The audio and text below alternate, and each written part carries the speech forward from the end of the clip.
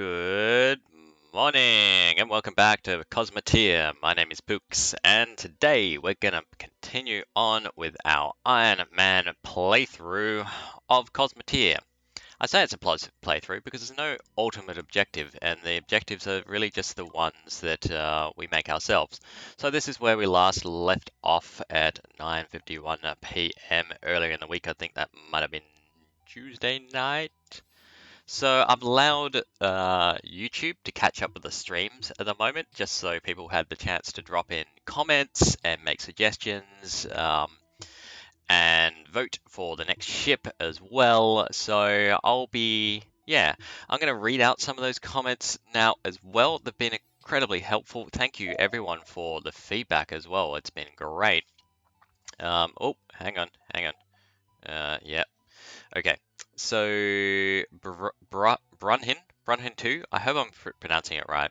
Brunhin 2 suggested with the Kestrel that we should double up the railgun, and I did have that in my head, so yes, that is definitely something that we want to do to the Kestrel for its Mark III version, is give it more firepower at the moment. Because at the moment it's a single railgun, it does do a decent amount of hits, but later on it's not going to be enough to really justify the ship being there. He also, or she as well, I don't know, also suggested that we move some reactors up closer to the shields, because at the moment these guys have got a long way to run to power everything. So the walkways. The moving walkways help a lot, of course, with this, but it's not enough. There's some really great efficiency videos. I can't remember the name of the content creator now. I watched it and it's like, light bulb moment. But if you go into creative mode in particular, you can work out what's the most efficient, because sometimes it's actually more efficient to have a smaller reactor just sitting by these guys so that people don't have so far to run than it is to have a large reactor and make them run.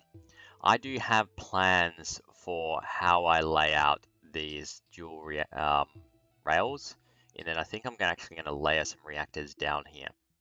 I also have plans to just kind of change the layout of the Kestrel a little bit at the front, and maybe even definitely its thrust components as well. I'm going to muck around with this because it can't get away fast enough at the moment. It can't maintain distance, which is part of the thing that makes it vulnerable. So there will be a Kestrel redesign coming up. That was one of the options for voting in terms of my next thing to upgrade the Kestrel, and no one's going for it, so it won't be priority, but it is something that is going to need to happen to justify the crew investment there as well. He also suggested that on the Trodoc, wherever the Trodoc is, up here I think, yep, that we run some, hang on, there we are. We run some shadowing on the lasers as well to make them stand out, because he's right here as well, is that they actually sit on top because they're a turret style laser as opposed to one that kind of sticks out the front, that they are technically raised above everything else as well, so it would make sense to use some artwork and shadow them up as well. So we're going to do that at some point as well. The Trodoc will have raised lasers. I'm not sure if I'm going to do it this stream or not. It really depends on priorities. If you're guessing from the name, we need to get our fame numbers up, right? Our fame are rookie numbers. We're at 430, right? We need more crew to be able to do much of anything else. So the final thing that he suggested was extra hatches at the front of the Trodoc. And in case other people were wondering, I just want to address this now as well. I have a single airlock here, which means everyone runs to go collect things. They come to here and they run out, grab it, and then they take things back. Now, if they're taking it to a storage space like this, they'll just go directly to the storage thing. The storage bay actually opens up at the top, so these are retractable doors, and they drop it in that way. If they're mining ore, however, at the moment the crew wants to prioritize taking it to the factories over taking it to storage. And this causes a bit of a problem. So if I have a airlock hatch, say up here, and they run off to grab something that's out here, what they'll do in terms of the pathing is that they'll go out the nearest airlock, which is fine. they'll float to the ore, they'll pick it up, and they'll come back and they'll take the nearest airlock again. And the problem there is that I'm pretty sure that if they're trying to take it to a factory, they are going to want to say, let's say it's taking it to the coil factory over here. They're going to come in to the nearest airlock, which might be this one, run down here, run up here, and go in. Now, I'm pretty sure, I could be wrong, someone can challenge me on this in comments or in chat in stream, that this will be slower. Their float speed is faster because they build up momentum and then they slow down and drop it off and whatnot. So I think it's actually faster for them to float to this airlock, come in and run up, than it is to float to this airlock, run, so to speak. So the solve for that will be better crew roles, to have our miners only go to send things to storage and have a dedicated smelting role so that they then go pick up things from storage and send it here and never actually leave the ship. So that's what I will need to do with the Trodoc to make that happen and to make it work. And then, yeah, airlocks further out make a bit more sense. But because then they can just get back to the ship a little bit quicker rather than having to get here, and then the ship can take off and go to the next asteroid or next salvage space or whatever the case may be. But that's the reason why I haven't approached it that way.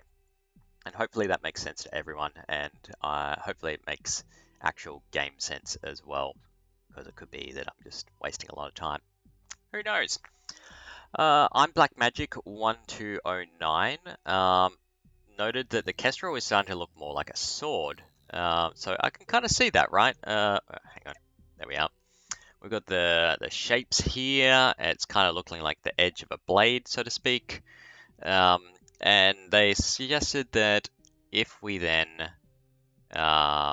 make something out the back here, it'll be like the handle of it. And I like that idea. We're going to do that.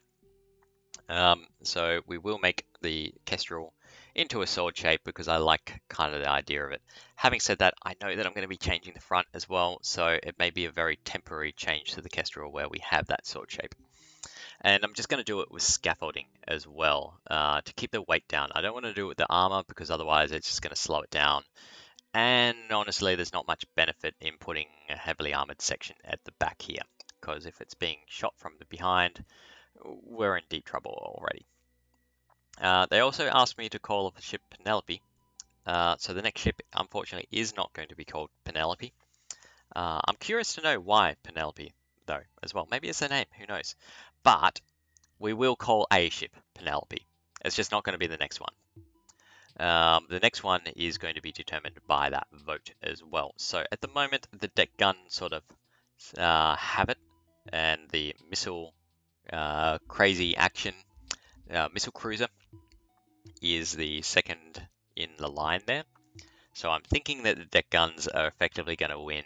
I'm going to leave it maybe at another day, but I'm pretty sure the deck guns are going to be what we're going to be doing. And I might, am I calling it here? I kind of am, right? I'm saying it, so therefore it's real.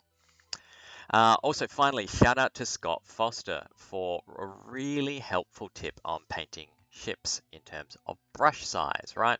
So we go into painting mode here, we go to the decals, and he pointed out that if I grab, say, this one, there is a brush size here that I was just overlooking, so I can make bigger brush sizes. Fantastic. The other thing as well, that once I clicked on that, there's a fill option, right? Basic sort of paint tools. Great, fantastic, has changed my life. 10 out of 10 would do again. So yeah, thank you so much for that. It is speeding up painting a whole heap. Speaking of painting as well, we are going to load a paint scheme here, or paint design. I think it's a paint design that I've done off camera. I thought I did off camera, maybe I didn't save it, and therefore it's not going to be real. No.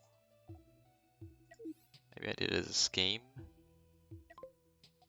Please. There we go. There we go. Instant makeover. Maybe it's not. No, it's just the colors and not the thing. It could be that I painted the Mark IV. I planned out the Mark IV of the owl already as well. If I do this, nah. No, we have no hope here. It didn't. I didn't save it properly. Well, that's unfortunate.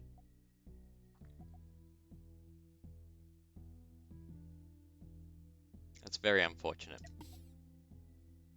So we'll have to go with the old paint job and redo that. So the idea is it's going to go for a snowy sort of color.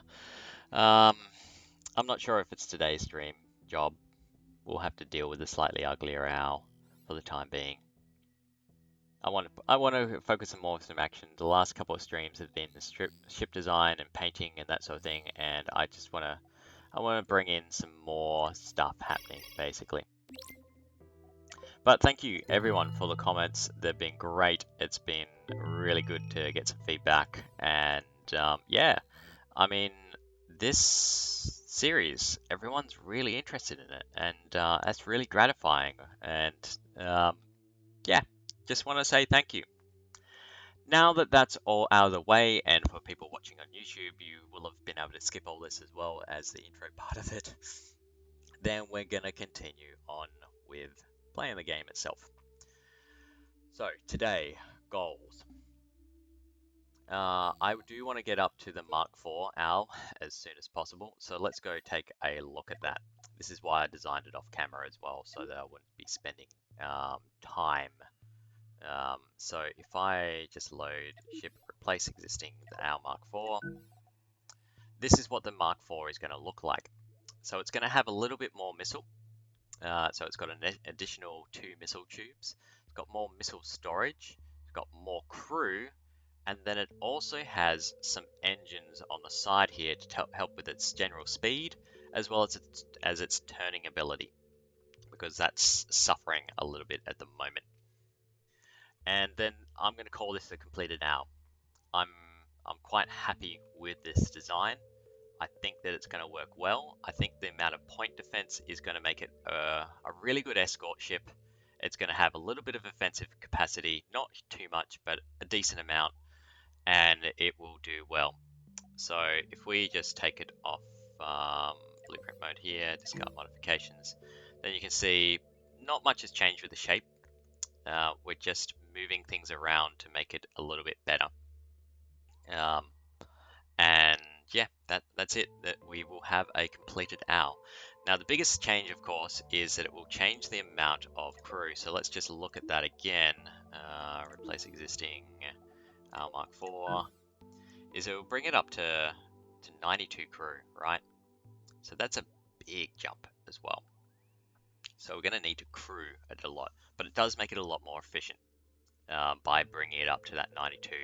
It actually properly crews this ship, whereas at the moment I'm not really properly crewing it, and that's the problem. But yeah, that's going to be our end owl. Now, I also can't remember if I've done a Mark III Kestrel. Let's just double check that. Replace existing. I don't think so. Nope. You can see a few things here as well. And the final part of the intro, I guess, here is that, yeah, I'm just going to call it.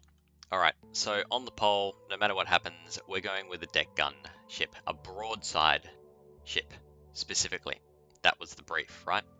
So if I hit build new ship and we just chuck it there, we're still in blueprint mode, good. So we're just going to paste into existing and welcome in the Ares. Apparently it won't work. I won't work. Missing blueprints. Yep. So we're going to have to buy some things before we can even build this ship. But this is what it's going to look like. Now, the Ares is a broadside ship and is meant to attack from the left-hand side here. So its broadside capacity is all pointed to our left. It does have a few missiles as well. These are EMP missiles. So the point of this is that these guys will launch, take out any shielding, and then we'll follow up with a volley from our deck cannons.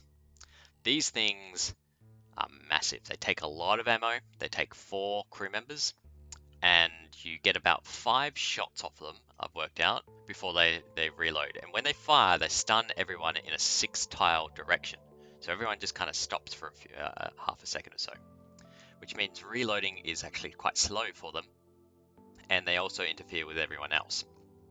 So really we want, with this style of ship, for them to volley successfully and really ruin the enemy's day, and then be able to take some time to reload. And if we do it successfully, then the enemy won't be in a position to really fire back from there. This ship will also be expandable, so what I can do is take off the nose here and just keep on expanding into more deck guns, because it's not really huge at the moment, right? It will expand out, so we get another rung of 2 and another rung of 2 and so on and so forth. And we'll probably need to drag it down.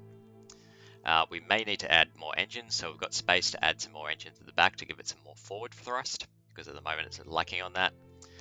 This side thrust will be an interesting one. Maybe we add this section in front of the cone and then have another cone up the front. I'm not sure. Depends how big it gets. But this should do the job. Now, the 2 components that we're missing are the deck cannons as well as the EMP missile factory. I want it to be able to reload itself, so we do have ammo factories as well. But basically, these things here will be its ammo for an engagement. I'm not expecting to make it on the fly. It's just after engagements. These things will be its EMP missiles for the engagement as well. These guys will be reloaders. These guys are the crew to actually maintain the deck cannons. Then we've got thruster clusters and that sort of thing. We're using shielding because it will need to get in close, right? So I don't want my thrusters to blow up as much as possible. And these are most vulnerable. So we've got dedicated crew. These guys just replenish this point defense and run this shielding. These guys just work with the engine room. That's all they do. These guys are reactor guys. They're going to fuel these engine rooms. They're going to fuel our factories. And they're also going to recharge this capacitor up here. Now these guys are in charge of this capacitor, and this capacitor is just there to reload point defense, because we don't want, as much as possible, we don't want incoming shots. So we want to intercept those as much as possible. Finally, up the top here, we've got 2 shield lots. These guys run this. These guys just power this shield. These guys power this shield, power the engines, as well as power this point defense and some point defense on the back here. It's very vulnerable from this side. Anything coming in from this direction, it's going to give it a bad time because we're exposed on the engines here. We are not exposed on this engine, but basically it's vulnerable from the flank. But it can turn quite quickly. It can maintain its distance because it's got a lot of lateral thrust at the moment. It can close with the enemy. It's actually faster going sideways than it is forward. Something I don't want to continue because I do want it to be able to kind of cruise around in circles if possible. And flank the enemy for particularly bigger ships that it encounters. But that's the Ares. It also has a paint job as well, but I don't think I can show you until I actually build it. So that will be our next battleship that will join our fleet. Yep, we're closing the interface before it's built. And I think that concludes our intro. We'll unpause and let's get started doing some things. Now, in the last stream, in case you missed it, we arbitrarily decided that the Soul guys aren't so bad, right? We're gonna be friends with them. We're actually gonna be unfriendly with the Imperium. Now, this may be a mistake because I think the Imperium uses a lot of nukes, and nukes are bad and hard, but it's my mistake to work, and I need the fame. Sorry, pause for coffee. Really important. We do have a little bit of crew we can hire. We've got 6 guys available at the moment. And I don't think the Kestrel or the Owl really needs it, but the Trodoc probably could use the crew members. I'm pretty sure that we really did gut that. Yeah, it's got 3 guys running around inside. gutted the Trodoc when we were doing this. So we're going to hire these guys on. And the Trodoc will get some friendlies. I'm going to salvage up now the stuff around the station, and we'll send the Trodoc down. It's still got a guy. Help, I'm trapped. Help me. Alright. We're going to salvage up what wrecks, I guess, that we made when we were rescuing this station. And I'm pretty sure that the owl needs some more missiles as well. So we're just going to check out to see if these guys have some for sale. Nope, no missiles for sale. We might just check if the Trodoc can buy some. The Trodoc could probably be upgraded so it can be a missile factory as well. Because it's only sulfur and iron, I believe, to be able to make them. And then that would stop us spending money on missiles. There's not too many missile parts. We'll grab them though. It's better than nothing. I mean, we could grab nuclear missile parts, but they're reasonably expensive, right? 29 bucks a missile part. It's not even a whole missile. Just looking what else here as well. Grab titanium ore. It's relatively cheap. I think we'll need to do a mining stream at some point. Alright, so that gives us all the things. All the things. We'll send the Trodoc down here. And while the Trodoc's powering up, we might... These are bad people to buy from, I think, in terms of blueprints. So the next blueprint we're going to need the large cannon and the deck cannon. And spend a bit of money there, but I think I want to buy it from someone else who I have better reputation with, because it'll be slightly cheaper. And then we're going to want a bridge relatively soon, and we are certainly going to want the EMP missile factory to complete our build. I'm also keen to look at tractor beams and just see what they do, because it can push other ships as well. So maybe the Kestrel could maintain different distance with a tractor beam instead.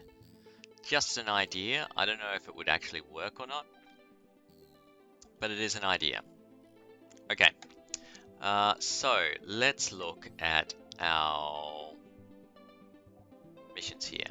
We want to favorite the ones that are gonna... can only favorite so many. Right.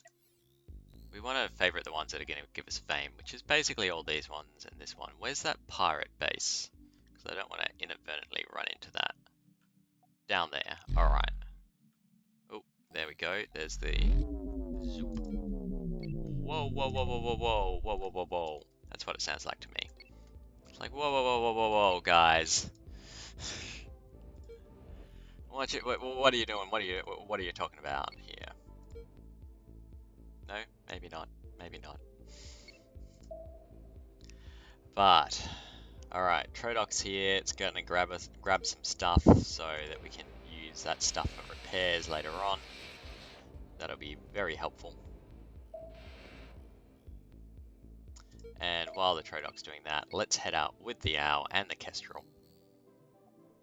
And I think we're going to go after the fugitive bounty first, and then move down to the clearing the asteroid field. Because we can end up with multiple enemies in this asteroid field, so we want to take them one by one, rather than trying to do all at once. Now we also might have a neutral here as well that can help us out, or it might run away, I'm not sure. He just blipped off the radar, so maybe it got blown up. I don't know. There he is. Here's our guy. There is a rock here. It is just a rock though. Hang on, we have a pirate as well. Alright, stand by.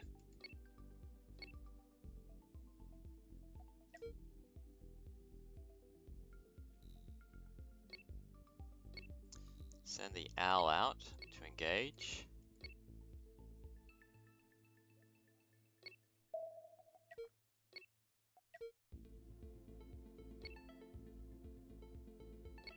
Alright, so the pirate's going to take on him.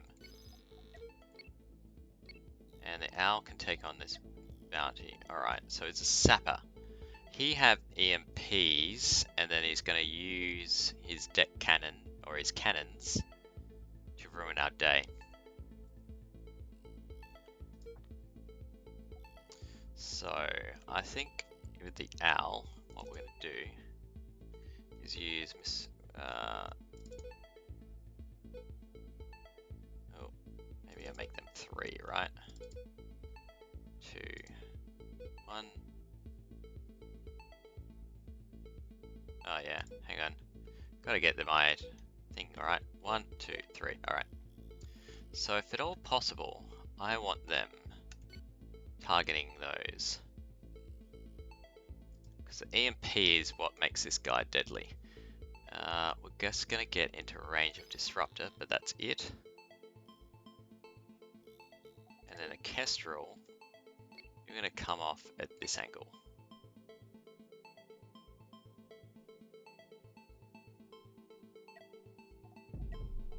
Start slowing down. The point defense is kicking in and just ruining the day of, yeah, but the MP struck down. And so that's ruining the shields. Those EMP missiles go through a lot of armor.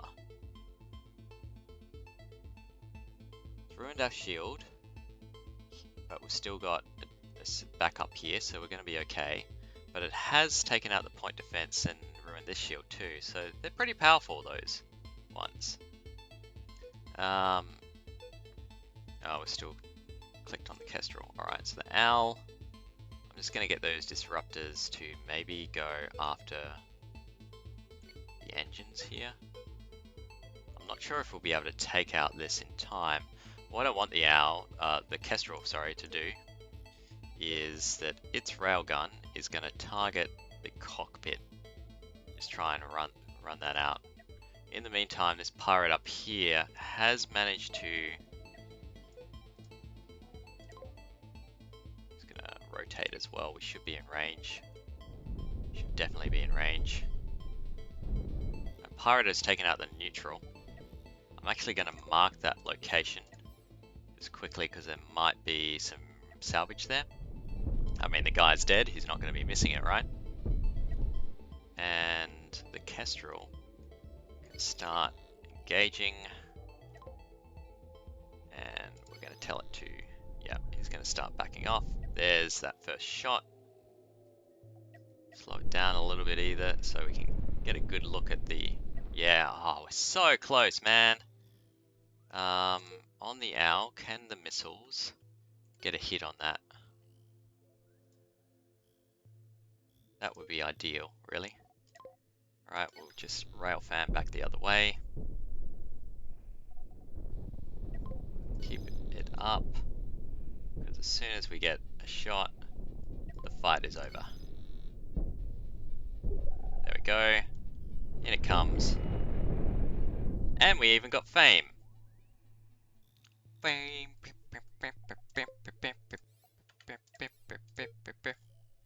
Okay, just gonna only took a little bit of damage there, but our missiles are gonna be taking a hit in terms of the capacity. Now, I want to go get this pirate. I know I have no bounty against this pirate. Maybe I should not be getting the pirate, but we are a force of law and order here. We are the owls, not eagles. We have an unknown signal there up there as well. Neutral shipping coming in.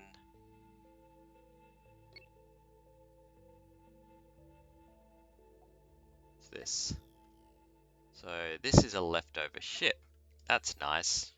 We'll just say ship. So these can be really helpful, especially early game, to save you a ton of money in that you can just float a guy over and grab everything. It's only a tiny guy now though, and it's not going to be worth all that much to me. Yeah, he's chasing in, definitely. We'll send in the Kestrel. This pirate is running. Alright, he's not running anymore. We're gonna start slowing down. It is... Oh, he looks a bit badass, doesn't he? So we've got 2 laser beams. He's got 2 flak cannons. And we are gonna just go straight for the middle here. In the meantime, Al is gonna come up and try and keep him busy off the flank here. And hang on, little guy. Hang on, Vindicator. We will vindicate your decision. Pun intended.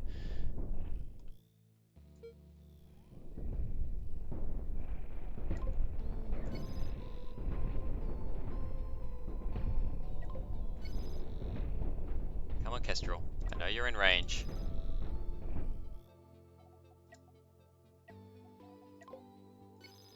You have a target. I know you have a target. Take the shot, sir. I think I'm rail fanning the wrong way, actually. That might be why.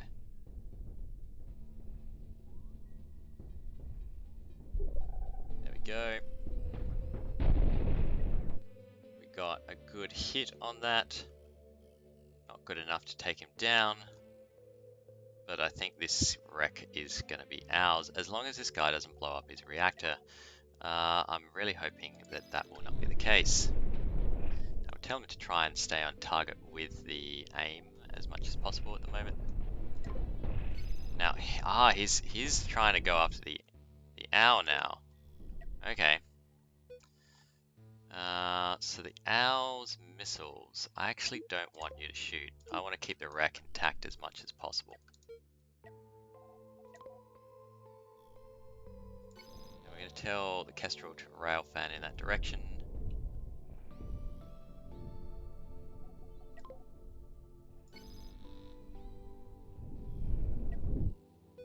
And then in terms of the owl's targeting priorities, we'll just go with the things that can really hurt us.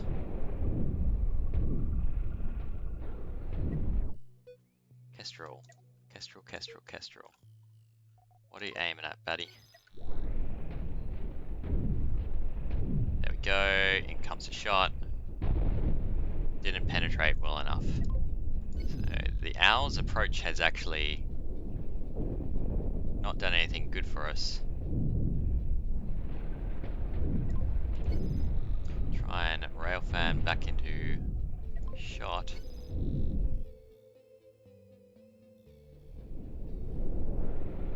Oh, no, we got it. It is called the Scrap Night because it is now the night of the scrap.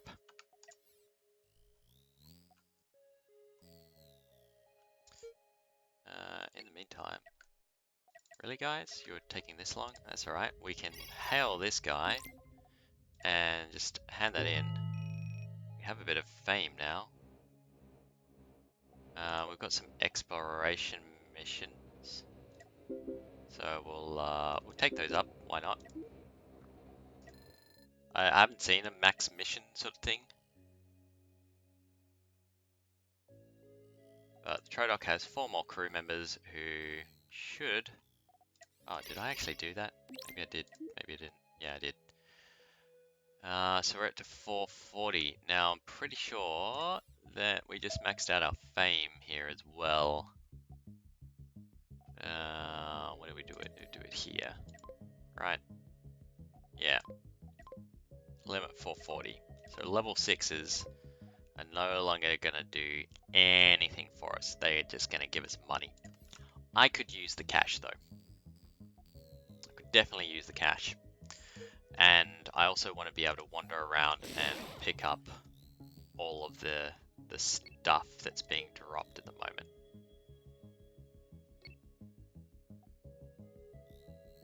So even though there is now less of an incentive to stick around here, we're going to continue on.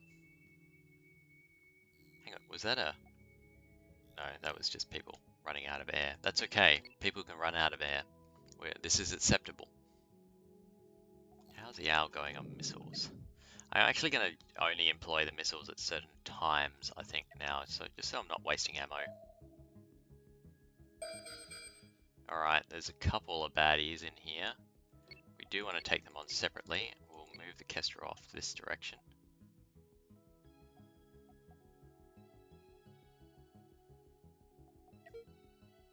It'd be nice to have the Dyad helping us out, but that's fine. We'll just put a waypoint there. The owl can come in here. They're nice and separated, these guys, at the moment as well. So I want to engage sooner rather than later. Oh, we've got an AU one there.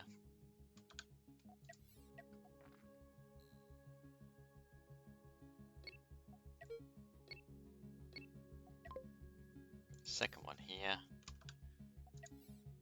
Gold! Gold in them hills. Alright, here we go. Now we may actually have to take on 2 at a time. That's okay.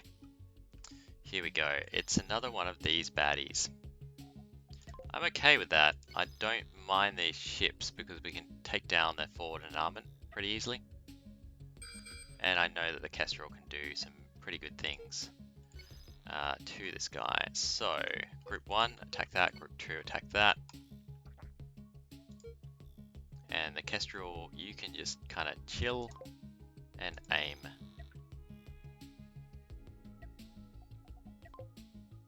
I think I need to aim this way. There we go.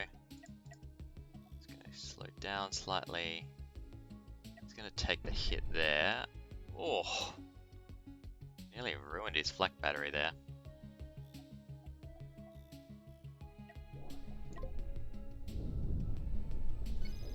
Right. Yep. Beautiful. So that's just going to suck all the energy out of these guys and just make them kind of useless. Fan back. We should be ready for a shot by now. There we are. Got him. One down. Scratch one bandit. Now, this guy ran away as well, so, we'll, oh. We didn't do enough damage to be able to repair everything we need to repair. So, we'll just do the armor and what we can. No insufficient coils. Fine. We can repair that back at base at some point. Now this is just a general, that's a giant asteroid here. We're going to come in this direction. Speed things up again. Oh, hang on. We're catching the Kestrel. Back off, back off, back off, back off, back off. This is a bad position.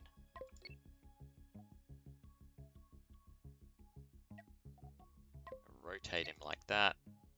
And then you should be able to do it. Yep, there we are.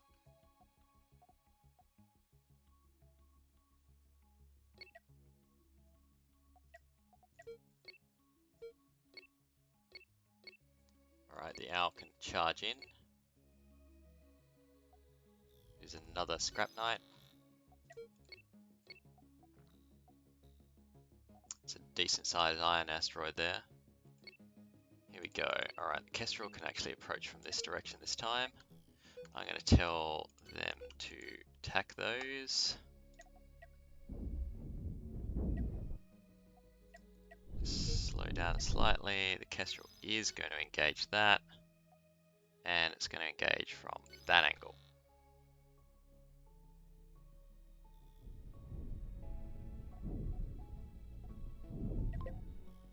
And just railfan, please.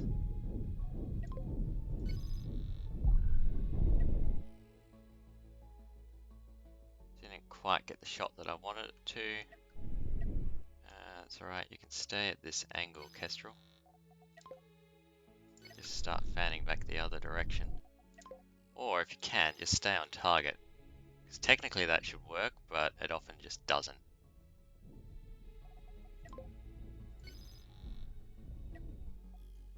Another shot in. It's really having to work this time.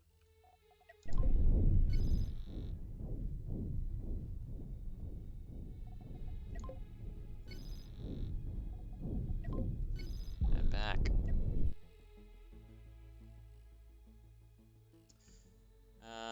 so these flak cannons are slowly doing some damage because they're AoE damage, I believe.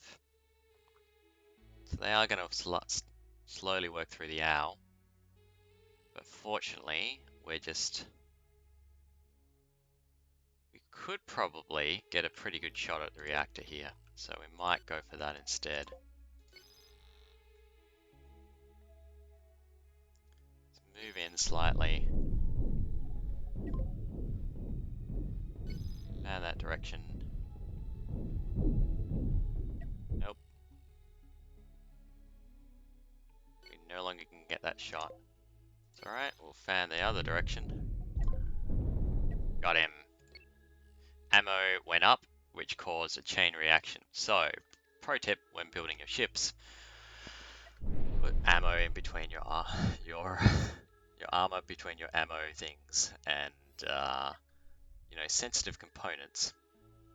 Granted, without the rail cannon also doing a chain of events, it may not have been as bad for them, but it did contribute to their downfall, I think. Okay, once again, we have some things to repair. A little bit of armor damage on the wings, that's fine. We don't have the coils to repair everything again. I think that's one of the biggest benefits of having like a larger type ship that does everything is that it can often repair itself, where these specialized ships, you really need to oh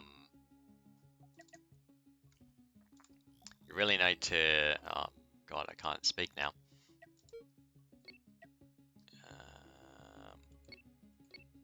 Sorry, just gonna get this right before I drag this wreck off as well. How are we going for ammo there as well? Starting to run out of sulfur. We might just drop by this one. You really need to pull some things apart to be able to repair. In fact, that's what we're going to do here. Is that this should have, that's going to have hypercoils. I just want the regular stuff kind, I think. So we'll take those apart. Hi guys, don't mind us. We're just, we need to repair our ship after yours blew holes in ours. I hope you don't mind, but even if you do, we need your coils, dude. So there's a little bit there, but not enough. I'm pretty sure shield generators will have them as well. You hover over, hey, yeah, this will have heaps. Peril, cool. We're all good now.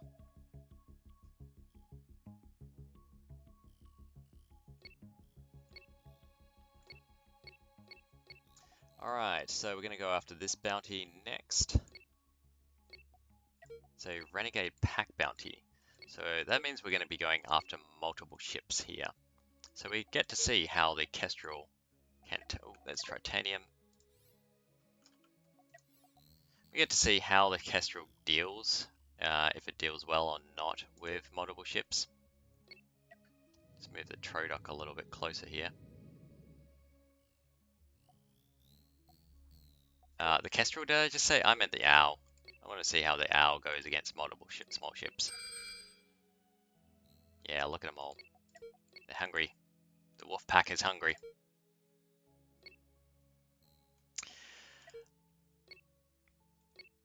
I'm actually a little bit curious to know. Yeah, here they come. Rotate here. Now the Kestrel, I'm probably just going to tell it to fire when it's got a bearing now. And the Owl, I think I'm going to tell your guys to just fire when ready. Because this will probably get a little bit hectic. The Peccadillo. If we can, we'll get a bearing on that. Actually, no, you're going to go after that. The Owl can take down the Peccadillo and just target that. Yeah, the Kestrel going after this guy is going to be a better shot. Better target, sorry. And we actually will make that aim fire and aim for it. Yeah, so he's kind of coming in to flank. And that's causing some bad damage. So the Owl really needs to rotate out of that engagement to try and tank as much as on the front. The Kestrel needs to hurry up and take the bloody shot, because we're about to lose an engine cluster and they are expensive. There we are. Yeah, I can go back to taking on the Peccadillo, and the Kestrel is going to run down and go after this guy. Yeah, so that was an expensive engagement. We're also out of missiles, which is not good, but the AV should be able to take down one of these guys pretty easily. Yeah, there he goes. And we're just going to rotate the owl so it can take things on the chin. But it doesn't have much maneuverability anymore. Yep. Alright, so what that teaches me is not to be overconfident from the start.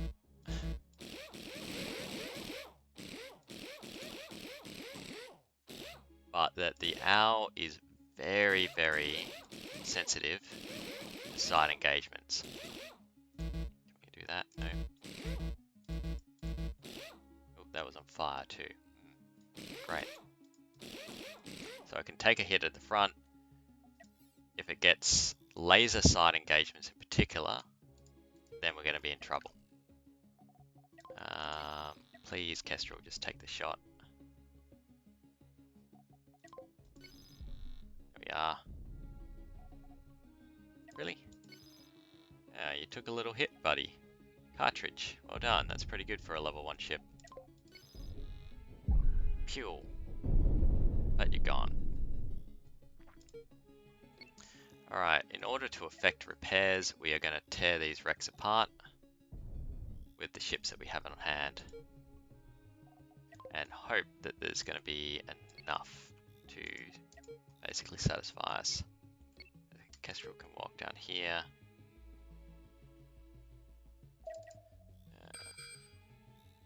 We do have this guy who's looking a little bit too interested. No, it's good. Alright.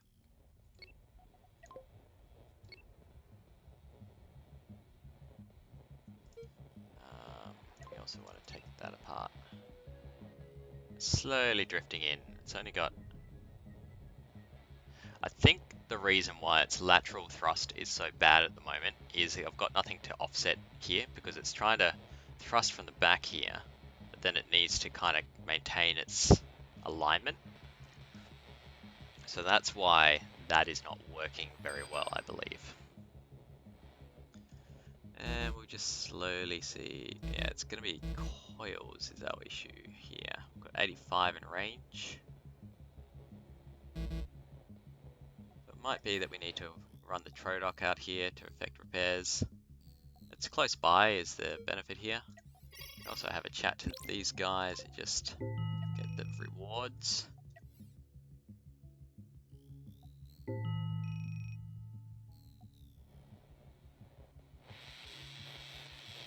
And I think we've pulled apart everything now. Even uranium here. So, please, yeah. Alright. Insufficient. Not enough titanium as well. That all makes kind of sense. Alright, so this is why I didn't want the Trodoc going anywhere. Because we've got an unknown contact coming in. So we're going to move the Kestrel up here. You're going to rotate like that. Just take it on the chin. Trodoc is going to have to haul ass.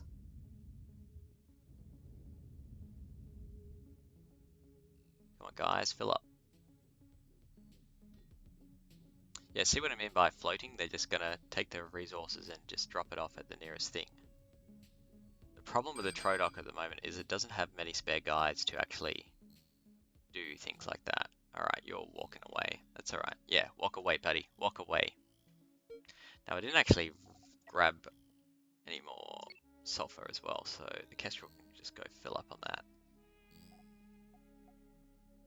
I think we just cleared the asteroid field as well as doing that pack. Still, it shouldn't have been that hard. maybe? Or is it just... Yeah, I've started, so that should be a thing. Here.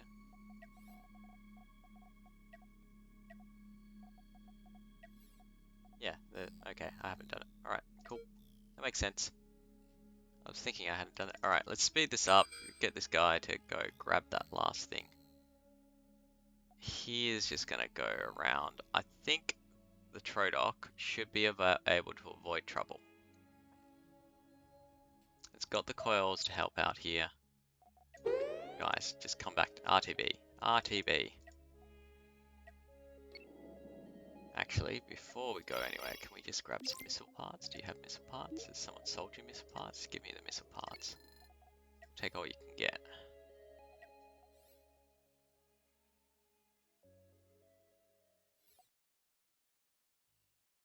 Yeah. Refill for the owl.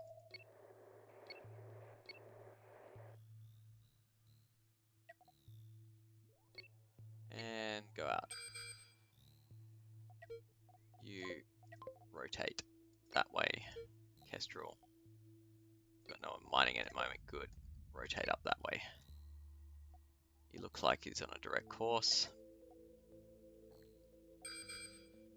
Yeah, we're going to have intercept. So the damaged owl, damaged, I want to say damaged wing because it's like its speed that's been damaged, but it really isn't the wing. What we got here? We have a sapper. So, anti-shield dude. It's alright, I think the owl can take him, even in its damaged state. Because the Kestrel is going to come in and do its thing, and I think we're going to try for the cockpit again. Slow down slightly. The reason why I'm pretty confident is because we've still got our point defense in play, right? So that should mean that this should be pretty much a cakewalk. On the owl as well, we might just aim the missiles at the back here. Because that's the greatest threat of this ship is... Come on, rotate, there we are.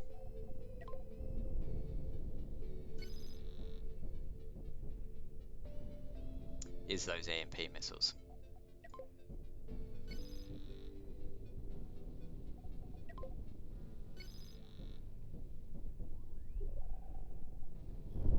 Wow. There we go. Sapper down.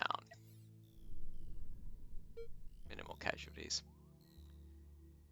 Where was the Trodoc headed? It's headed here now, but... You know what? Can we use that wreck to effect more repairs?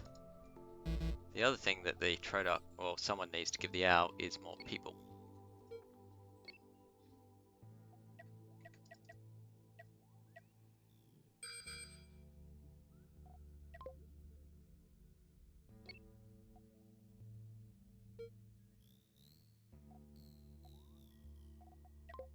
Because it will have lost a couple of guys that were doing... Oh no, we got a guy back.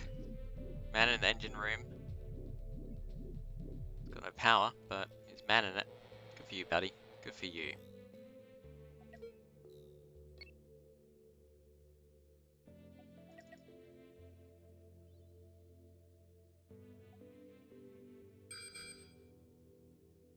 It's a little bit frustrating at the moment. This guy just coming in and out of range. So the Trodoc is actually going to give up a couple of people to the owl if it needs it. And yeah, we can do that now. Cool. The owl can send all its people home now. Pardon me. And yeah, as suspected, we lost a few. So sorry, Trodoc, and then I'm thinking I just get you to hyper jump your way home, buddy.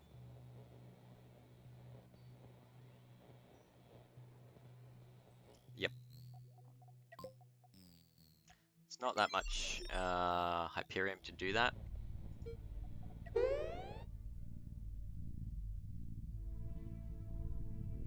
But it's a lot safer for that ship. So we'll go down, we'll clear this asteroid field. We might go after this fugitive bounty here and here. It's another pack. Be careful there. The owl's got its people back. Cool. Head on off owl. And we'll just have to play it a little bit smarter in terms of keeping good rotation on the owl so it's front on from anything trying to flank it. Alright, we've got a couple of guys in here. We also have neutral shipping coming in to help us. So we'll take it. I will take that cheese, sir. It's tasty, tasty cheese. Not sure if it really is cheese. It's a hunchback. Okay, this is a new ship type. We want to go after that. That rail does not look fun for us. The Kestrel is just going to try and... I almost think the Kestrel is in range, right? I'm pretty sure that line is a range. So generally it wants to close more, but I think it could actually just set attack defaults like this. Just goes straight onto...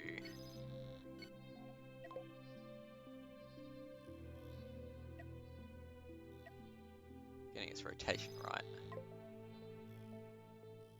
Maybe not. No, it's not in range. Alright. Misleading.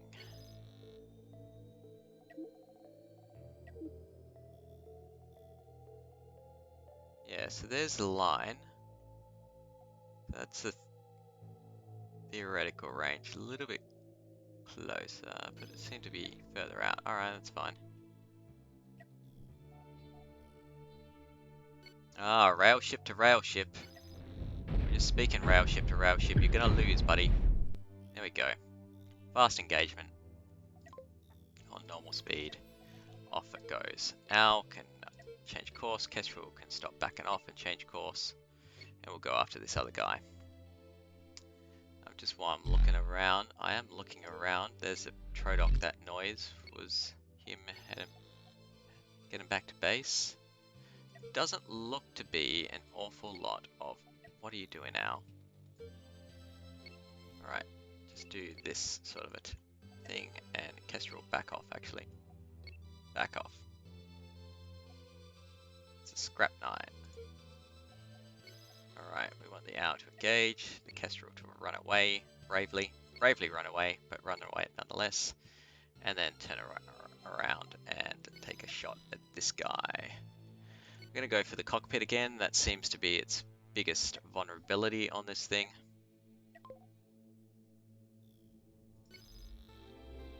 Start rail fanning. We actually want the owl to change the mode of engagement. Use its missiles like this. Use its... and hold fire on the missiles, because I don't think they're necessary in this fight. Ah, that's the other thing I didn't do. Yeah, the owl is bad at rotating them. So it definitely needs something to do with its lateral thrust improved.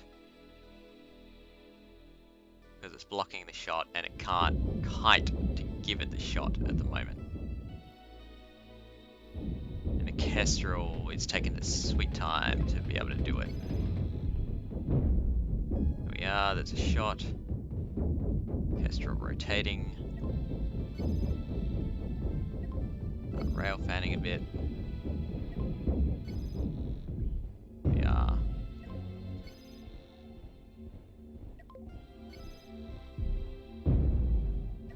I think the double punch on a Kestrel, so a second railgun, will make a really big difference in terms of how fast these engagements are, because it will mean that the Kestrel can really punch it out faster. Ooh, that took a little bit of damage between these fights.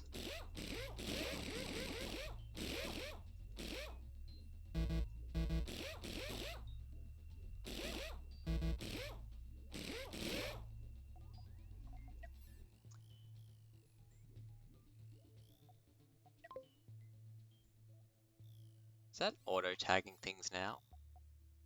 No, I already tagged it. All right, cool. All right, so that's that asteroid field cleared as well. We'll just take the money. We're getting up to 100. How are we going on reputation? Galactic fame. All right. So yeah, the monolith cooperative. They're the people who like us the most. So they're the people that we will get a bit more of a discount on, I'm pretty sure. So wanted pursuit ships. 3. I don't know what this means. Ah, okay, so if I'm wanted with them, they're going to send 3 ships after me because they think, oh, you're friendly, so we're not going to try hard. Hey, Kresky Star, sorry. Welcome to chat. I don't know how long ago you had just entered chat, so sometimes I just get into the zone, right, and I'm not paying attention. Only about 5 minutes late. Oh, wow, that's bad. Ah, man. Oh well. Okay, so it looks like as we get more and more hated, then essentially they're going to send more ships after us. That kind of makes sense, right? Okay, so I do know that I can get more crew back on the Trodoc, so let's hire that. And then we need to go elsewhere for more fame. Yeah, fair enough. I'm kind of going through and seeing what I'm doing wrong as well. But it is a good game. I'm enjoying it. I'm playing on Admiral difficulty as well, just to let you know. So things will be, if you're just playing on normal, things will be easier than what you see on this stream. I take more damage and I think I do less as well. So my ships will be kind of overpowered for the situation. But alright, we need more missiles for the owl. It's out. We need to pump those up, and yeah, it needs a repair that we can't give it in the field. I mean, we could probably scrap this apart actually and be able to get some repairs going. But so far, my favorites have been having a sniping ship and a tanking ship. I feel like that's working well for me. In a normal playthrough, I don't think you really need the tanking ship. You can just kind of invest in a larger sniping ship, and that seems to work out for other streamers as well that I've been watching. Alright, that's got these guys all back. So we'll come back and I also have a salvage ship as well. So we've got a ship running around to collect everything. It's undercrewed at the moment, which is why I'm not setting it out. And it also doesn't have any defenses, so if it gets into trouble, it's in real trouble. But I definitely recommend it because then you can kind of segregate your combat ships and make them streamlined for combat versus trying to do everything at once with a single ship. But I have seen other people successful with a single ship sort of thing, or at least in the early game. I haven't seen anyone really in the late game. Yeah, you can. So if you want to start a fleet, it's this button up here, build new ship. And if you click on it, then it'll just allow you to target a grid, and then you can start building away with the resources that are in the zone. So if you've got, for example, if I wanted to build a new ship for the Trodoc, I can use all the resources that are sitting in the Trodoc to be able to build a ship. We got a couple of contacts here. We got a lot of contact. Ooh, this could be interesting. This is probably a storage depot which has nice resources in it. These guys could be low levels, or they could be a heap of high levels, at which point we'll want to run. But our ships aren't built to run. So this is a bit of a risk. But at the same time, I'm curious. I just gotta know.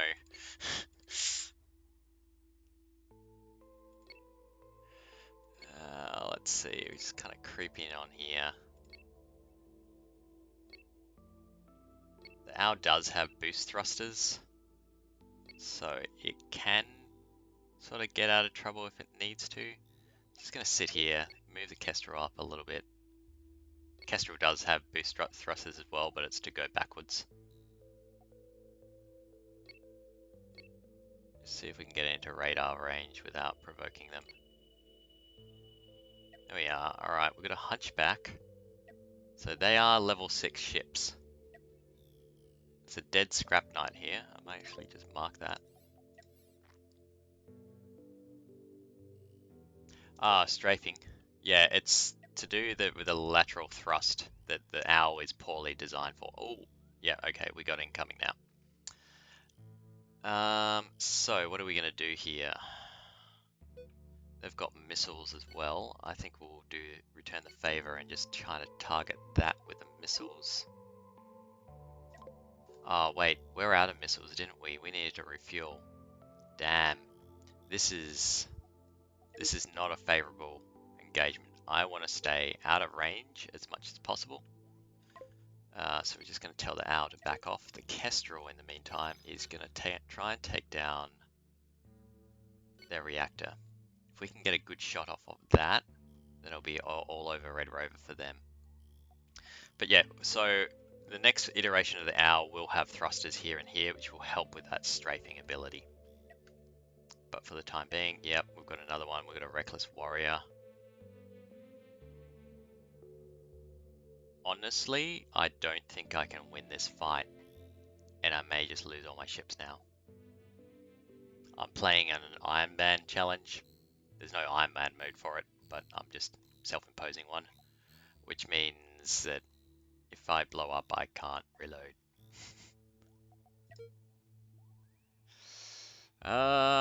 Thank you for the encouragement, but I really don't got this. Let's see. It's entertaining when things blow up, right?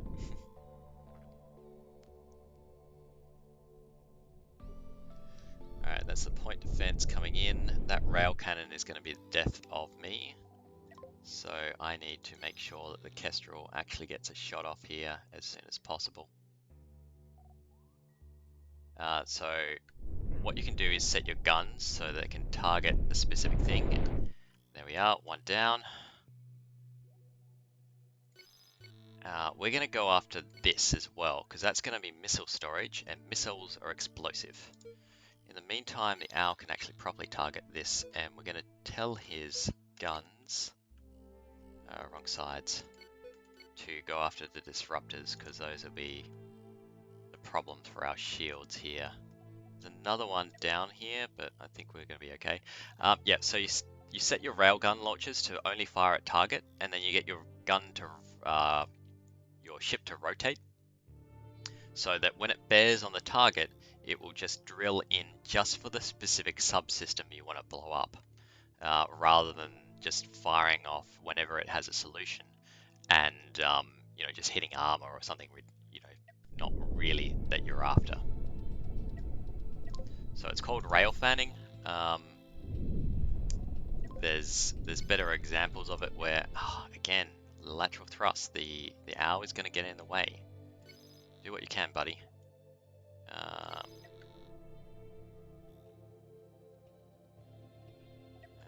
You might as well just kind of go back and aim that way. Not happy. In the meantime, there is another contact coming up. I think if we can just get the owl to back off in general and just kite him out, the Kestrel is going to be better at rotating. I'll change the point of engagement to be that. Yeah, we have another Scrap Knight coming in. Scrap Knights aren't too hard. I'm okay with a Scrap Knight. I think taking out that rail guy is going to be the thing that has been the most value here. Come on, bear on target. There we are. There's a missile launcher down.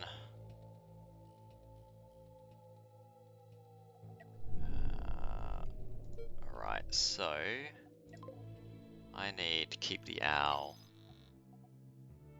properly rotated here. Otherwise I'm going to have challenges. I'm going to go for the reactor. It is going to blow up a lot of my scrap.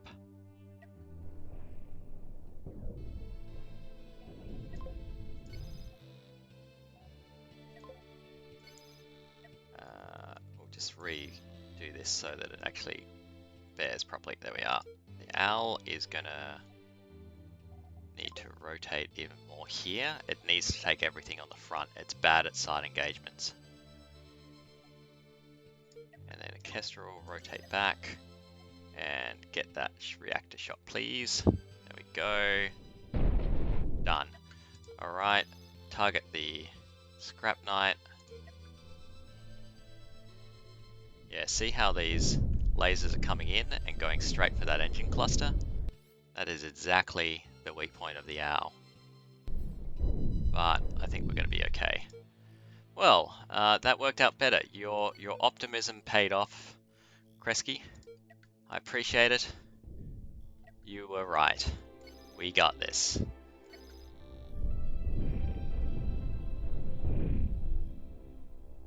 Now the Scrap Knights have a weak point just kind of in at this angle as well. And that should allow us to go for the cockpit. Two subsystems that I tend to target are the cockpit or the reactor. If you get the cockpit, then it's less explodey. Kresge's in Crescent. Okay, yeah, I get it. Krezstar. Okay, I got it now. Thanks for letting me know. I'm bad at pronunciation of anything, to be honest. So, don't think it's just you.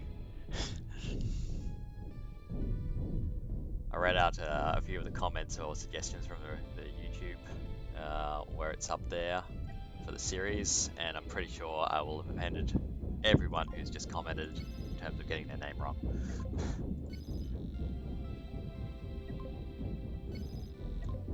Alright, just rotate. There we are. Rotate again.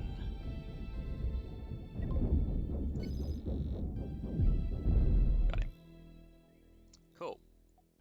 Now the actual thing that we're after was down here. So we'll just put a marker there. And, oh! We were too late. We did take a wing clip, shall we say. Ah, damn it. Here I was thinking we were doing so well.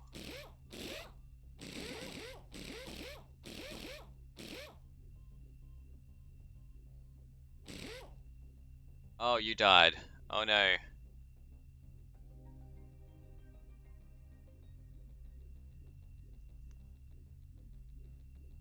And autosave right after. I think it does do a history of the autosave so you can get the previous one as well. If you're picking starting ships as well, I would recommend the Model S because it comes with shields. And it's a little bit more forgiving than some of the other ones. Alright, we're out of steel. That's alright, we just made a whole heap of steel. We'll take these guys apart. Make sure I mark the wrecks as well. That was a far better engagement than I thought it would be. Get the Kestrel to also do this. We will have lost some crew in this engagement as well. And yeah, this engine is just barely hanging on.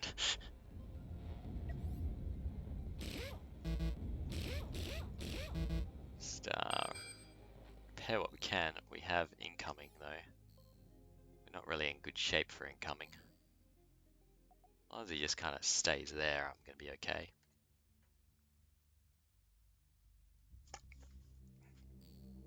I'm pretty sure that the Kestrel can actually do an engagement by itself if it needs to.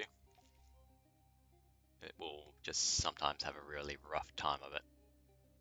Yeah, we're going to be okay. He's passing us by.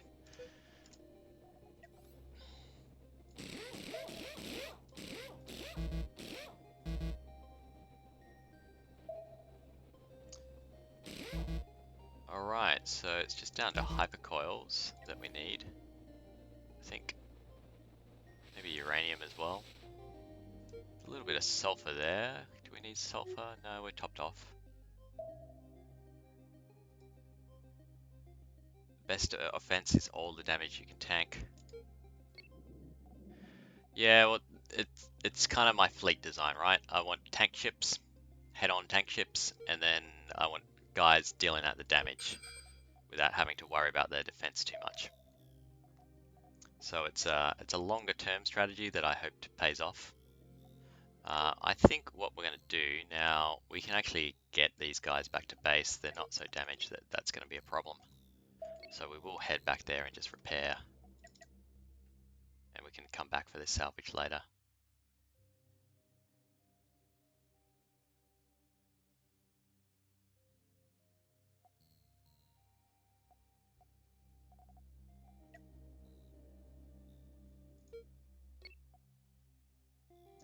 But at the moment, really, I just need... I want a spare bit of cash, I want a spare bit of resources, so that when I head to the next system, and I think I'll probably lose someone, and there's no path, there's no airlock. Yeah, that'll fix it. So when I inevitably lose a ship, then I've got the money to continue on. The money and the resources. Alright, they're good. We will have him go pick up some missile parts. Transfer resources between the Owl and the Trodoc. And the Trodoc can send over missile parts. Also talk to the station. And just see what they've got. We'll buy another 9. Plenty of Hyperium still. And then while you're here, you could be picking up stuff. So we've got that to salvage up here.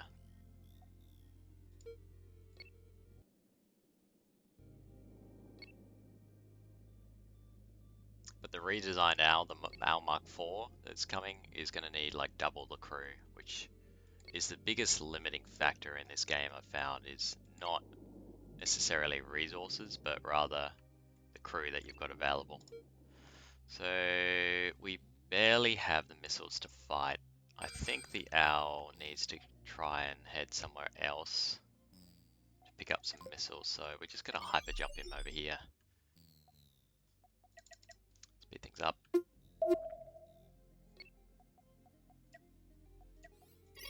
Have a chat. See what you got here, man. 14 missiles, not much. We need a missile part factory badly. And you're out of Hyperium too. Okay. Have a chat to them. Hyperium should be common. Yep. Fill up, man. Fill her up, please.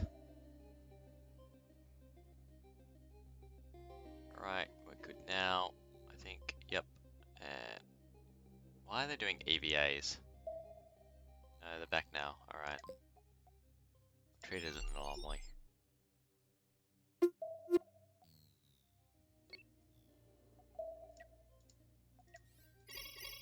Have a chat here. 53. Get in there.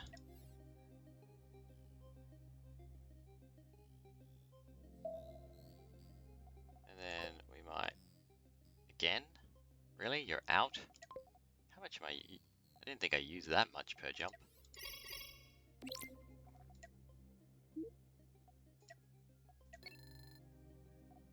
Oh, they've got to restock them. Fill them up again. Hang on, let's just check this. So you should be there. Yep, that's right.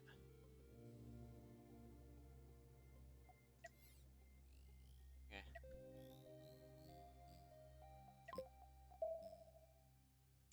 Check this station as well for parts.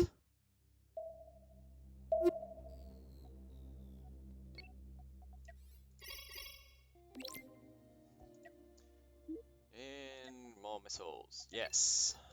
All the missiles. Take it all. Make them more, we'll take them more.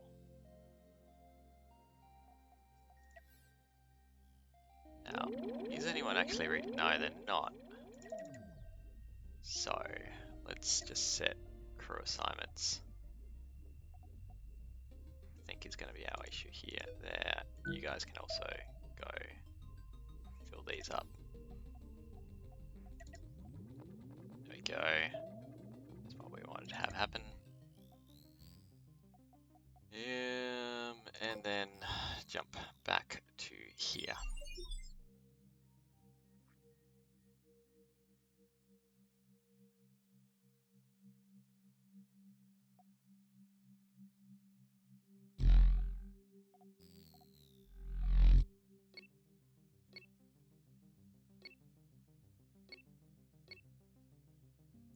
Okay, I think we are ready for another engagement now. Overall, this is going pretty well with the redesign hour. I redesigned the hour in last stream and we tested it out. It went okay.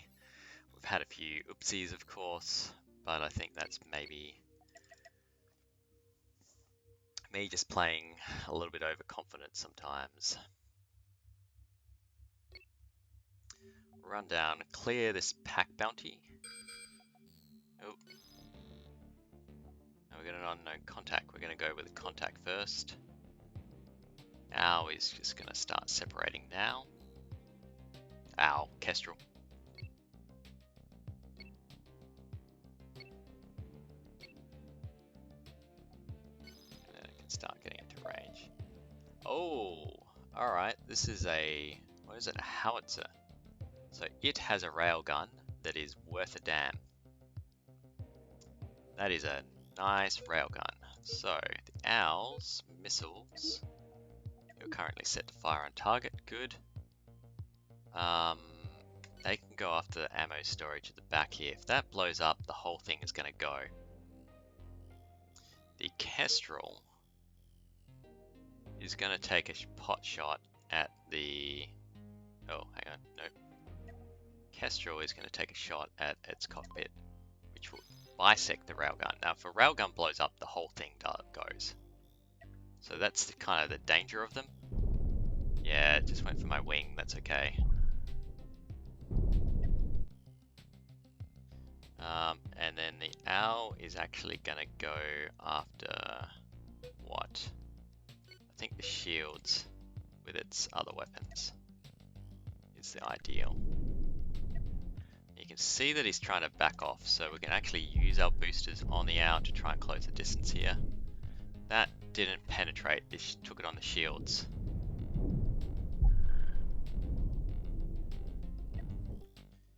And the Kestrel is not going to be able to keep up with the howitzer. Oh no, the howitzer's gone. What blew up? Ah, the cockpit. We got the cockpit. Cool.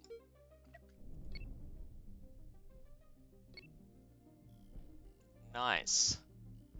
Now this will be a good bit of salvage as well, because that'll have titanium in it. And it was carrying missiles, which we need.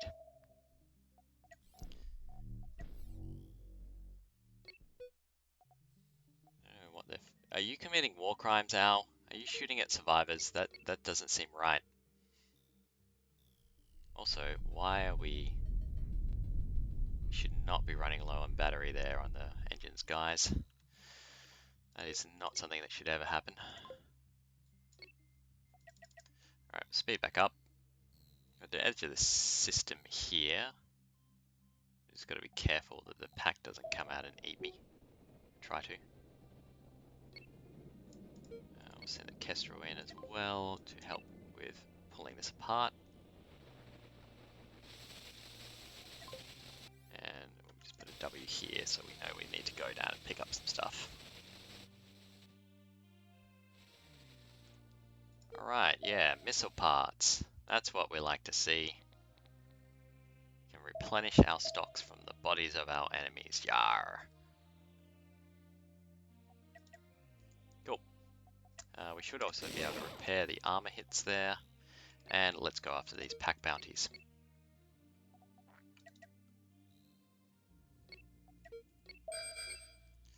Alright, they are all grouped in as pack, but there is some neutral shipping that they're going after at the moment. Now, sometimes the neutral shipping is reasonable people, so they might actually just do all my work here for me. And other times they're freighters, where you're, basically coming in to rescue them. Alright, so what have we got? We've got a Flannex medium escort. They can actually pack a bit of a punch sometimes. And we've got an Argonaut. Yeah, I'm not too intimidated, to be honest.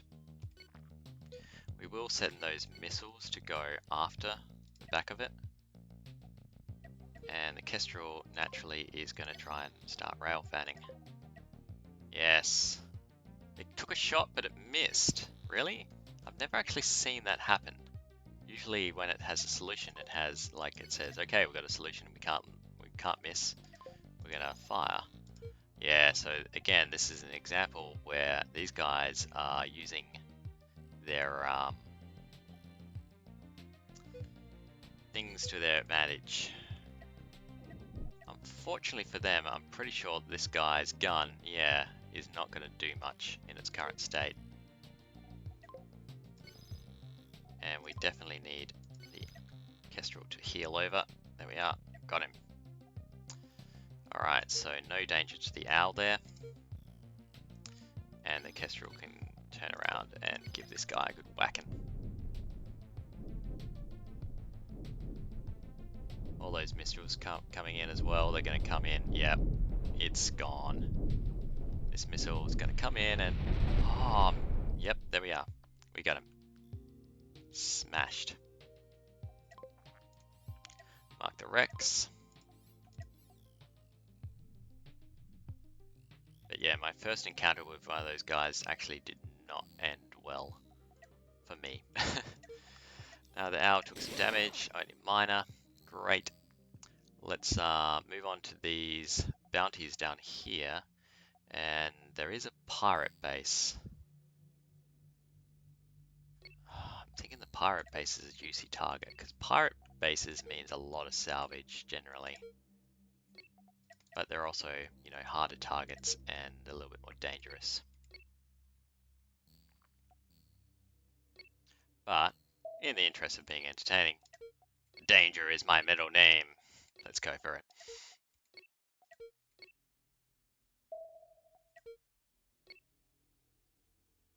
Alright. Gonna approach from this direction. And yep, we've got at least one mobile, two mobile contacts. They are heading for us. Nope, they're gonna kick out. The key with pirate bases is just to have a siege ship like the Kestrel available, so you can snipe it from a distance. If you try and go in guns blazing, then they'll generally kick you to the curb unless you've got something decent size.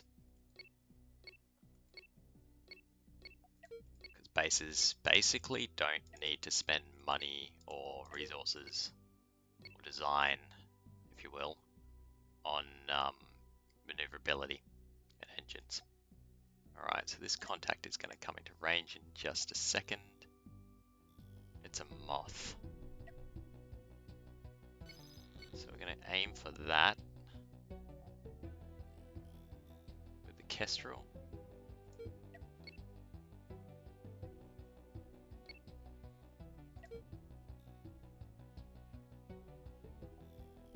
Who are you going to go after, man?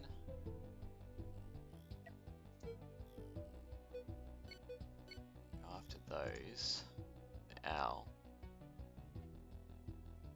I think that's our range there.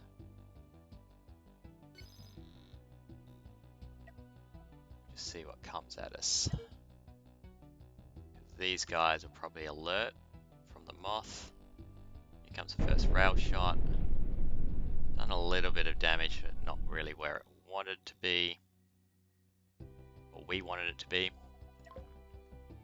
The moth does have missiles, but I'm not too worried about it, and I'm not actually going to use my missiles from the owl to engage here either. Because I think we can just take him out with a rail shot, yep.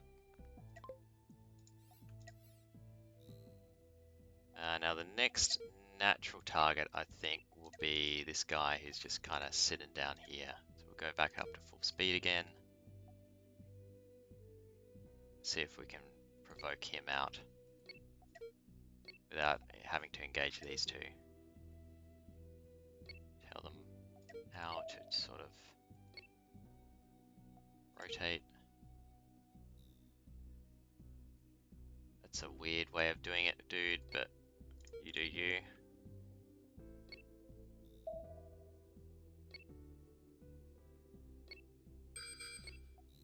And oh crap, we're being ambushed.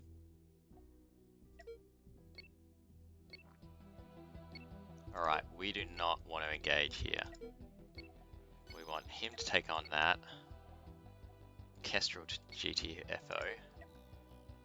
We're going to tell the owl to do that. The Kestrel needs to get up this way. We don't want this guy engaging.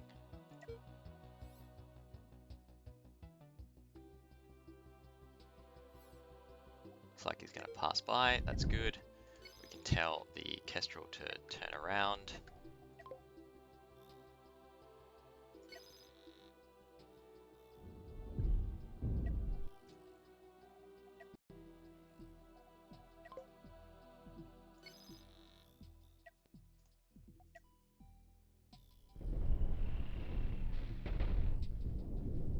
Owls are taking the hits pretty well. It's not even taking hits actually because its point defense is taken out that incoming.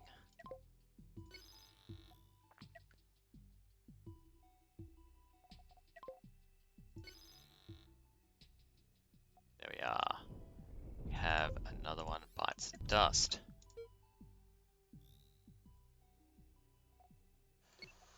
Okay. That was a slightly tense moment, but we're all good. I'll quickly repair the owl, because we might not. And then we'll start going around here. Now this guy's coming in, but I think he's not actually going to be friendly to the pirates. I think he's going to come in and engage.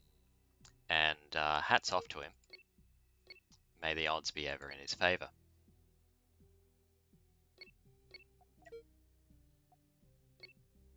Yeah, he's standing off in the way that it looks to me like he's fighting. So I'm all good with that, right? I'm happy for them to fight amongst themselves. Filthy pirates. Or barbarians in this case, I'm pretty sure what the other guy is. Alright, we just blew a chunk out of the moth. The moth has lost part of its wing, but it has attracted attention, of course. Now we're going to tell our two disruptors to go after that. Once again, though, I'm not really interested in using my missiles. I think we can just ram him down with rail shots and save the missiles for a special occasion.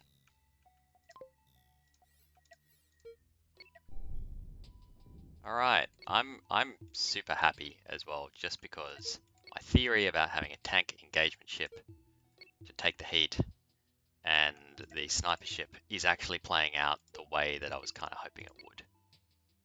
Now, so previously this was not working. Now it's working, and yeah, good times. Okay, we have two mobile contacts, and we've also got a cannon platform here. Maybe it took out the bait. It took out the base. Wow. Okay. That was unexpected.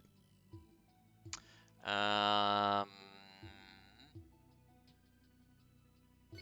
know what? We're just gonna get rid of your rail. The owl can engage. Ha! PD takes out the railgun. I want to get rid of that. Kestrel, if it can, actually can probably just go after that. We can get the shot on the side here. It would be a bad day for them. Let's try fanning. There we are. I blew up an awful lot of it. There's a dyad coming in. Yeah, he's attacking him from behind. This Niskier, or whatever it is called. You came to the wrong neighborhood, man.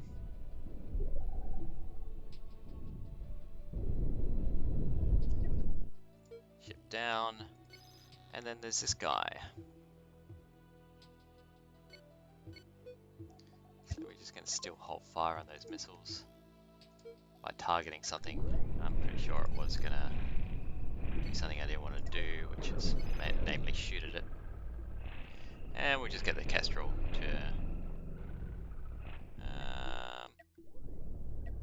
yeah, the owl. Your guys can actually target those disruptors, please, because they will be a pain. And then we want the Kestrel. Got him. I was going to say start rail fanning, but that was unnecessary. Cool. Alright, the owl can start creeping in closer, as can the Kestrel. I'm interested to know what happened to this base. Maybe it wasn't a terribly big one or something.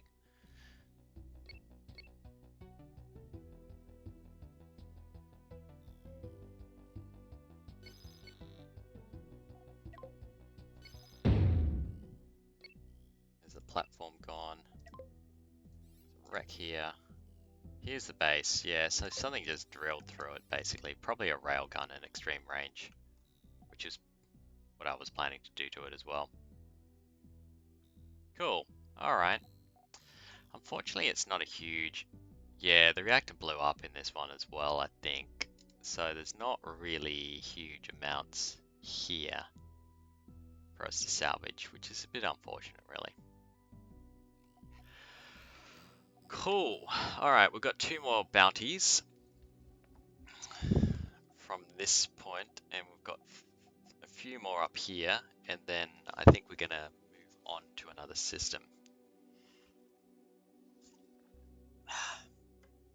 Delicious coffee. Okay, so let's keep at it. Yeah, the owl. Head off this way, and the Kestrel can form up on the owl.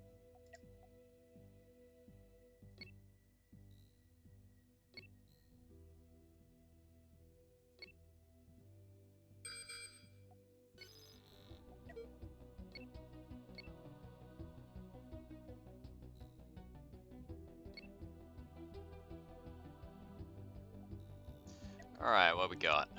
We have a Reckless Warrior. Not a bad little ship, really.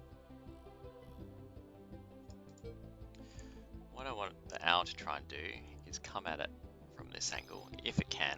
It sucks at strafing. I'm going to tell it to start using its weapons like that. And I'm just about to go like so, and tell its rail to go after that.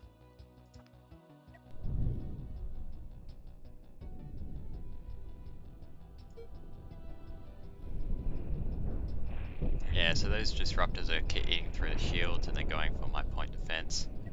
Which is a little bit unfortunate, which is also why I want to... you can be in place, just be like that.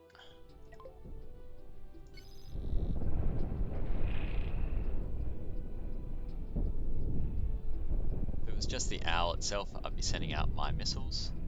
But the point defense is just ruining those missiles there as well, and we've got the Kestrel coming in from the side, so it should be alright. And if I can keep those disruptors offline, then my shields have a chance to get back to where they should be. We'll just go for another fan here, and that should be able to take them out here. Done. Another one bites the dust, and we need to dismantle a little bit more of it as well. Back to normal speed. Just take it apart, man. Just take it apart. We'll come back and clean it up.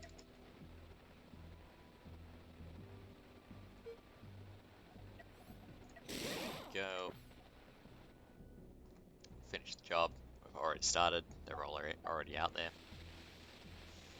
Hey, it had some missiles as well. That's good. We've replenished our stores again. Okay, so the owl can move up. The Kestrel will take formation.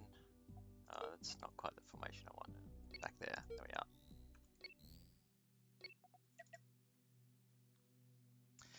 And let's move in on the next bounty.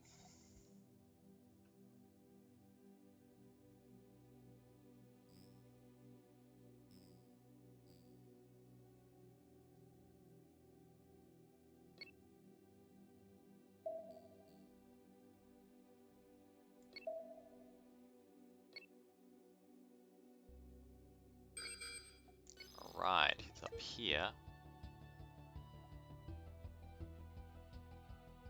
We'll head off that direction with the Kestrel.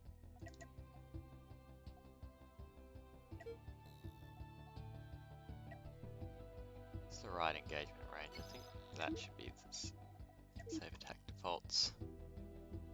Ah, it's one of you. So I will get his missiles to engage in this particular fight.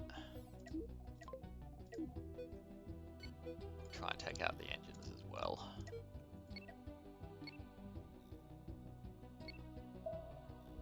So I don't like those EMPs. They hurt. They hurts me badly.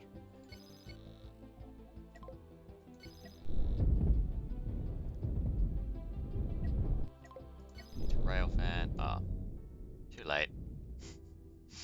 The Owl's missiles came in and ate it up from behind. I'm kind of happy with the Owl. I like its missile strategy, just kind of under the wings, up and behind, and dead. I think it is working out really well for that ship. Takes the punch on the nose. This will be a hyper beacon, which will be useful to pick up. Takes that punch on the nose and then make sure that it can punch back.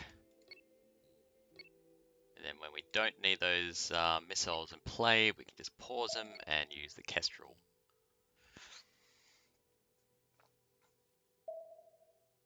Things are working out well. Barring some minor blow-ups here where Owl's foot got shot off.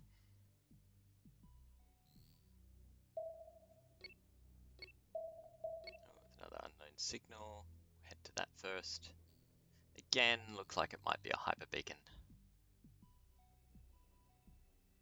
Yep.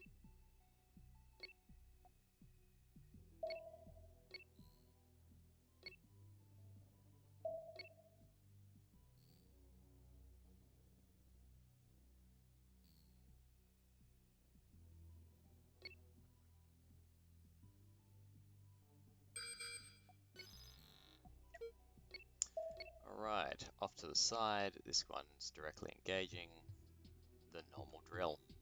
Let's see what we got. Here's another Reckless Warrior. So, 1 for that, 2 for that. And then the Kestrel is going to run off to the side here and start engaging. Oops. Engage on that angle. Will that do it? No, you need to be kind of more off this side here. And then target that. When you have a solution, go for the shot.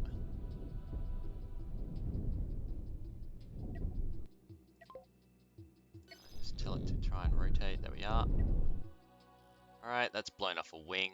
I think I'm hitting ammo storage when I'm doing this. Which is why we're seeing that really big boom. The Owl continues to tank pretty well.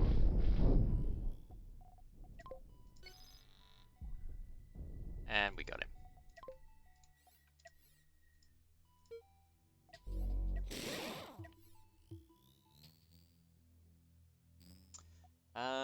Then it's just the bounties up here, and we can clean up some of them on the way there to our hyper jump beacons, I reckon. But I think what I'm interested in now is getting the Trodoc out and collecting up some of our loots, some of our hard-earned loots. Maybe even upgrading the Trodoc so I can have more people.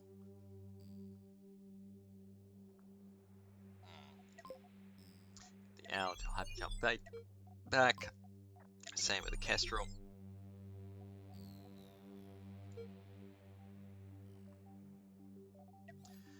And let's look at the Trodoc just quickly. Right, so I really want a... actually, before we do anything, let's get our money. Money, honey. Alright. So, we wanted a few things. I think we're pretty friendly with these guys now, so I'm happy to just buy the stuff from them. Oh, you know, that's lazy. Let's save the money. Owl has a better hyper jump, so we'll send that. Just loads up faster because the reactors are quite close and the storage for the Hyperium's quite close. Just going to send them up to the Monolith collective guys because they're happier with me, I think. And we'll just see how much this is. No, we're on the same footing. Oh well, we'll grab those. And we will also grab the MP missile factory.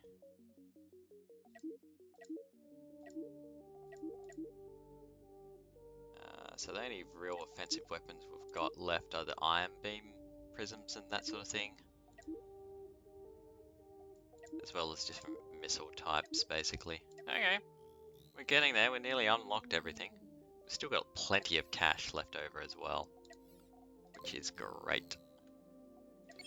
Kestrel has made its way back down there. Okay, back to the Trodoc. We wanted to make HE missiles. What's the deal? Turn off mirror mode. And we'll drop the missile factory here.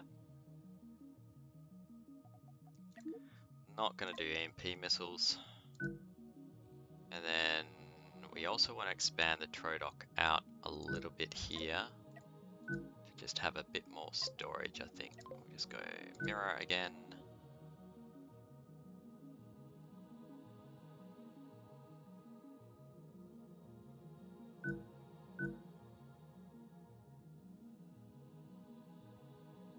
There. That will work, I think. I wanted more crew space too. Yeah, maybe in the middle here. Instead, we go with crew compartments. Like that. I was also thinking a tractor beam and a sensor, if I recall correctly. Yeah, that ain't gonna happen right this second. The Trodoc will get bigger. I should have thought of that, really. I knew it was gonna happen. I was hopeful that we were just done with our smelting ship and we could just build, you know, new ones or something. But realistically, it's just going to grow and grow and become a behemoth, I suspect. Alright, that works. We don't actually have necessarily all the materials to make this so we'll spend a bit of money doing it. Why is that? We probably just don't have the steel. Alright, we're not going to spend the money doing that because we can build everything ourselves. Instead, what we might do is just transfer some crew from the Kestrel to the Trodoc. Fill it up.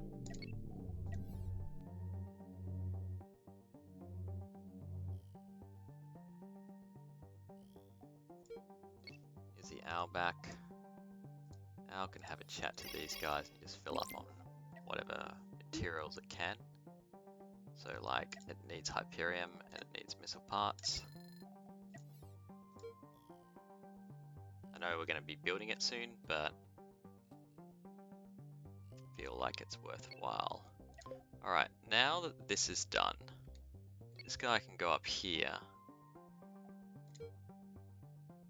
It's gonna have the Kestrel? Do you have not enough crew to man? Really? I reckon that's just down to where people were placed. Hang on. Turn this off. You go to ops. There we are.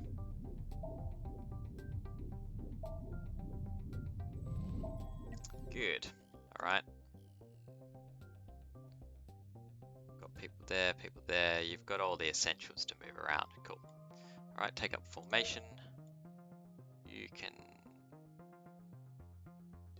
just sit here. Yep. Till your guys are back from EVA. Yep. Alright. You can also take up formation. And yeah, we're gonna go clean up our mess. We made a lot of mess in this system. So the remaining meant to be done in 10 minutes, but we're going to run a little bit over time here, I think. And the remaining 10 minutes, we're going to spend a little bit of time just grabbing all the things that we just blew up, making good use of them. That's just ammo. Cool. There's a few things to pick up. So course, most efficient course. We go down here, run around.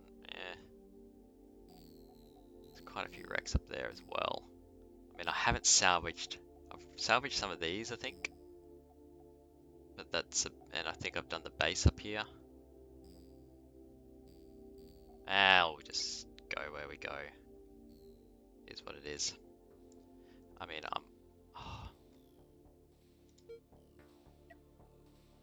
let's just manage who goes where here. So you guys go on duty, go on that duty.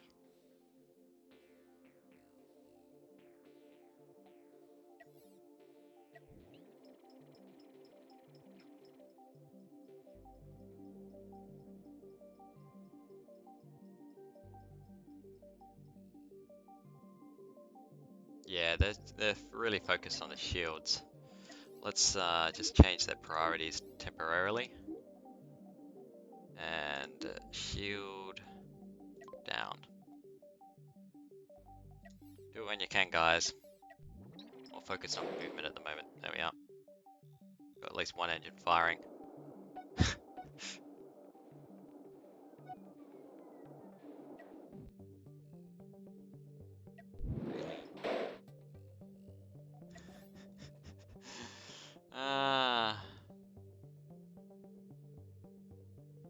I see. Right. Guns are less important than engines. There we go. Should be good now. Okay, we want the gold, so we're gonna go harvest that. Oh, hang on, I don't want the iron necessarily though.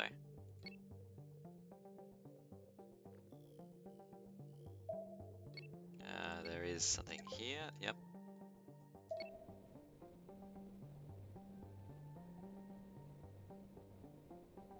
Now it's saying, no, take the iron.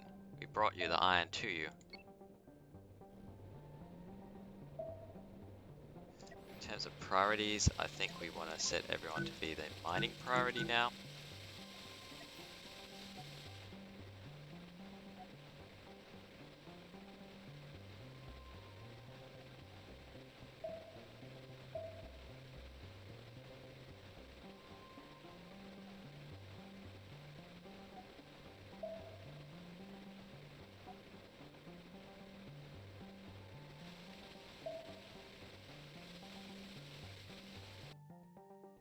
Alright, we've got everything from that. There was some stuff up here though as well. Just yoink this. Gold roid up there. Go grab that as well.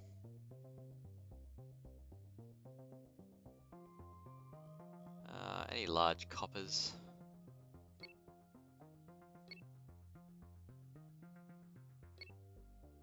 Titanium over there. We definitely want that.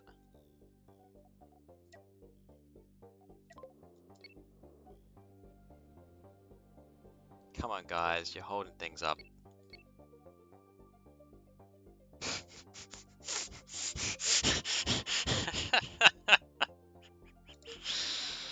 Oh man. Why, game? Why? Just stay close, guys. Stay close, maybe.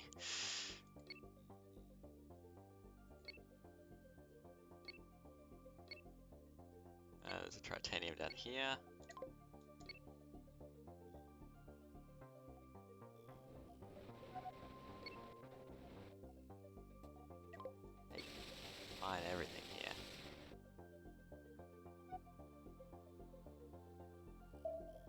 Excellent. Alright, there is a fair bit of copper around here, and copper is kind of this resource that you always want for coils. You just go off like that.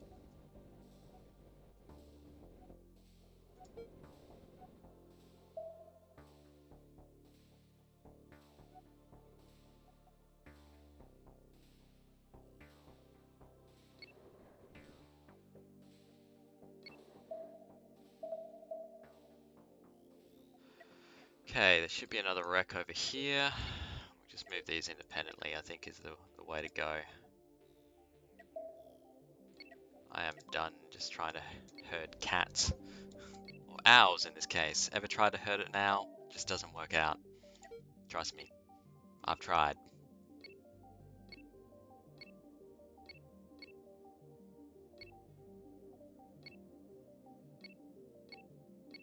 Doesn't look like there's any other special resources here.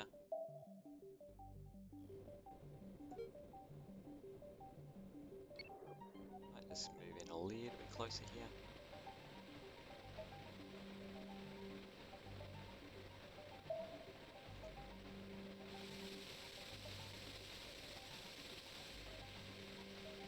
Yeah, it's starting to fill up a little bit more here. This is good.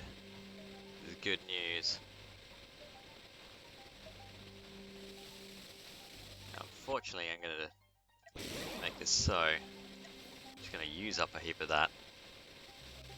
Now, this guy, I don't want you producing things infinitely. So let's think ammo, let's think storage here.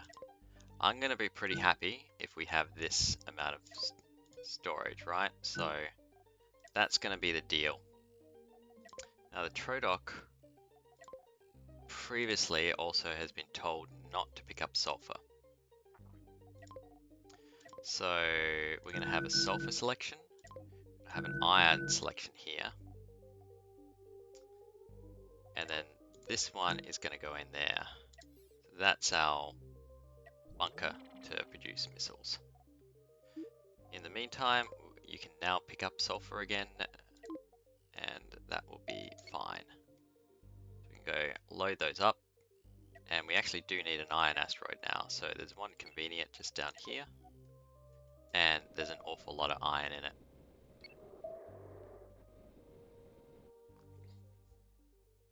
So this is going to be the chill part of Cosmoteer, is basically the iron, where you're just kind of sitting there. I mean, it gets exciting if you haven't actually cleared the enemies, though. So, you know, that's a part where it can be non-chill. Alright, yeah, this is what we want to see. Guys running back and forth between the reactors.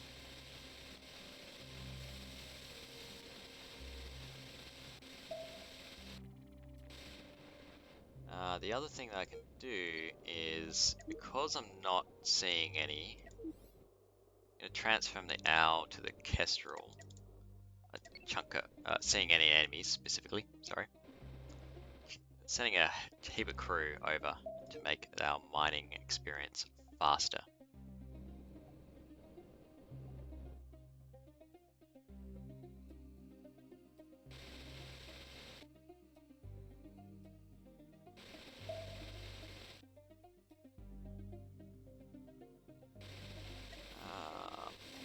We want priorities to be miners.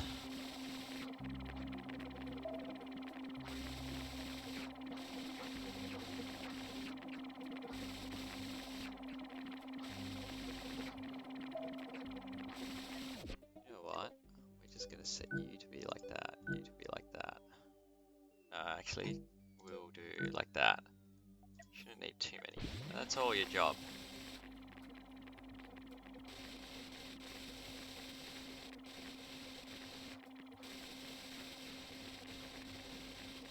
Still frustrating.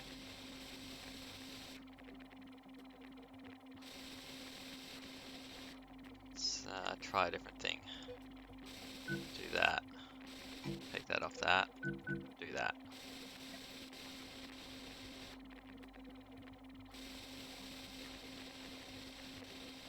Still getting up and running off and doing other things.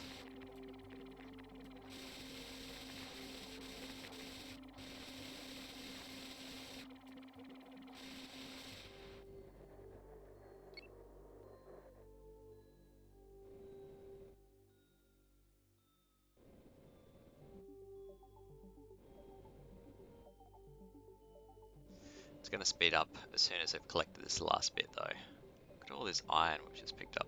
Huge. Most of it's going to be turned into steel though.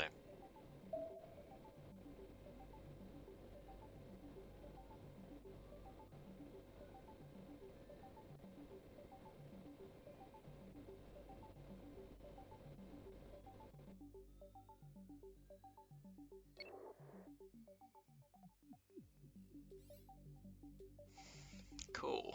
So now what will happen is that we'll have all this, actually, what's working on this priority? No, you're doing the right thing. Yep, you're just loading up. Cool.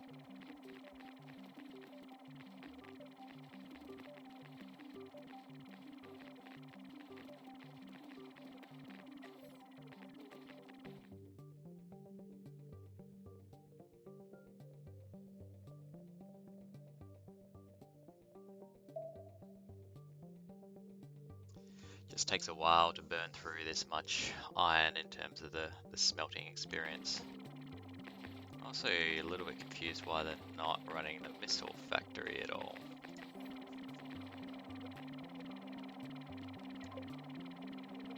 Yeah, that's right. That's right. Let's go to crew priorities. Priorities, factories. Should all be equal. I might just make this a little bit higher than the others. See what happens.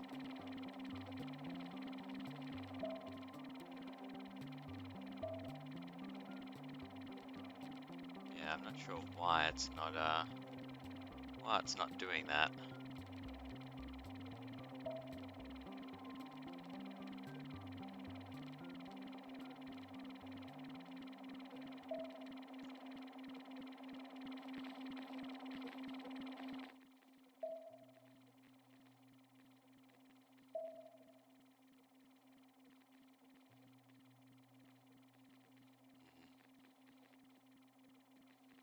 See what happens once it's gone through all this iron in the steel producer.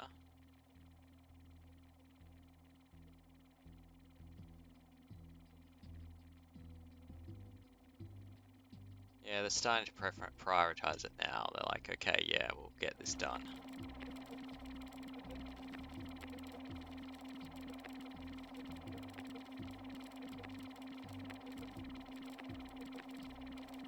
And we're going to have a full bunker of missiles. Cool. Alright, which means that we can transfer resources to the owl and send them a full complement of missiles.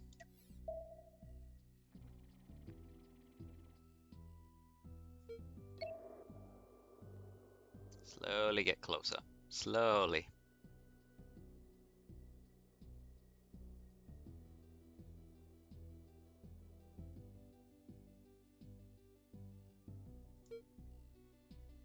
Excellent. They're going to finish this. Now, since we've taken the time to grab all this, we're going to go grab all the iron as well. And while we're moving about, these guys can smelt in their free time, basically. It's definitely more efficient to grab this from Rex, I believe, because it's already refined and processed, and you don't have to sit here and wait for them to melt down the iron into steel.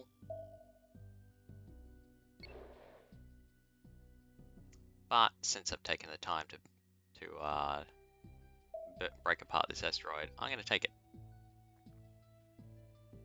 Every little bit is going to help here.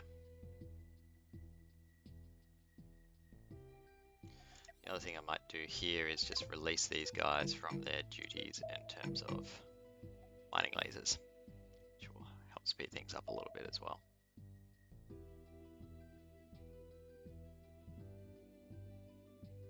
Nearly done. We'll just get a little bit closer here. Alright, everyone's good. There is our next wreck up here, so that's where we're going to head. Just going to pause it so that I can send these units along with them as well. The owl is collecting asteroids. I'm just going to see if it can resolve this situation itself. It really doesn't look like it.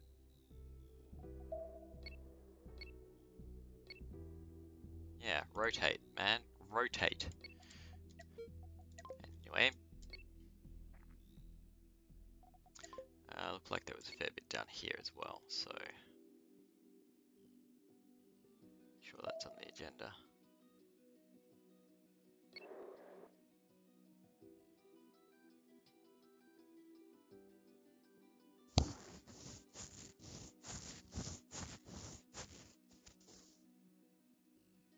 Oh, I've got EMP missiles being collected. I'm not sure if I actually want that.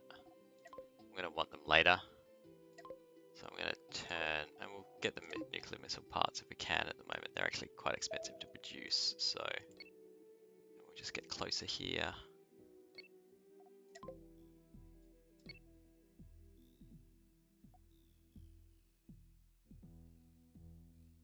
Yeah, it's just ammo.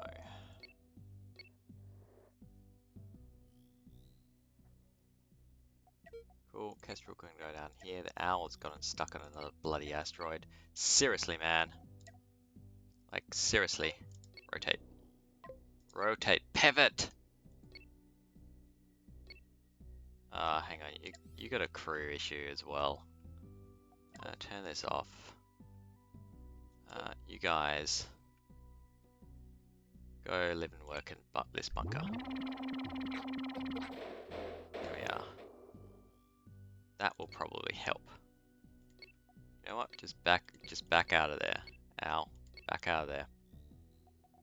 Just back away. Back away, sir.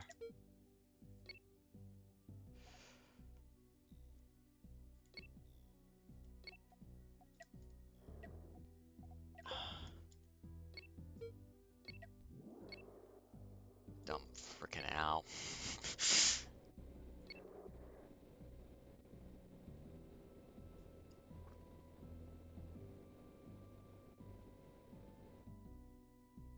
I'm just gonna check something. Sorry, anytime I click outside of the actual game, then it will pause it. Grab that sulfur, awesome. There's a chunk of wrecky stuff here. Yeah, that's a wreck there.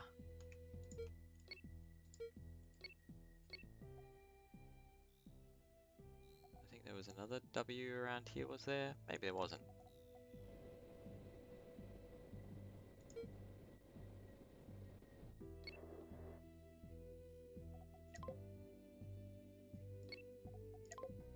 There's definitely parts strewn all over the place.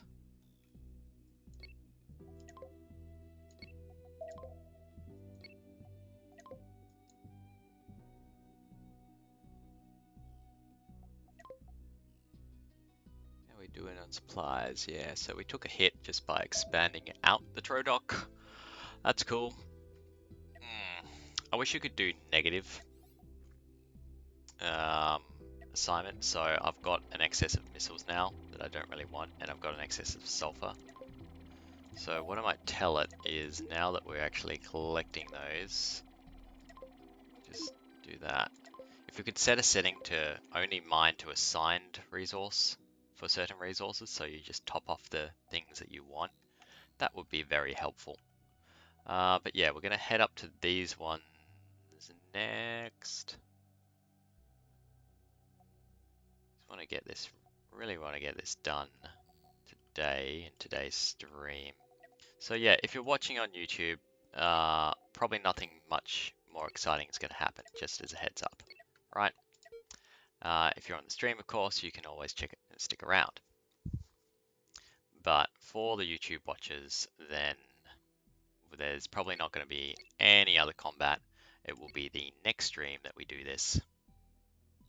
That we go looking for another fight in another system as well is the other thing. We will be heading somewhere new. Because we can't get any fame here anymore, we can only get resources. And while resources are certainly necessary, fame is the main game now.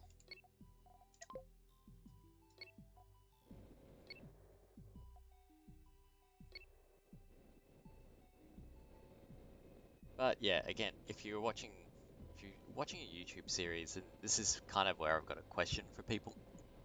Should I package it up? I've just been exporting the entire stream because it takes a lot of time to edit down videos, but you know, I know that it can be made a lot more entertaining and a lot more tight just by, you know, highlighting the good bits, really. But then if you are interested in the nuts and bolts, then yeah, it's kind of different, right? That you want to see the whole thing. So it's a dilemma. It's a dilemma partially because also I don't want to have to spend the time editing things because I've got a limited amount of time. The more time I edit, the less time I can stream, basically. So it's a catch-22.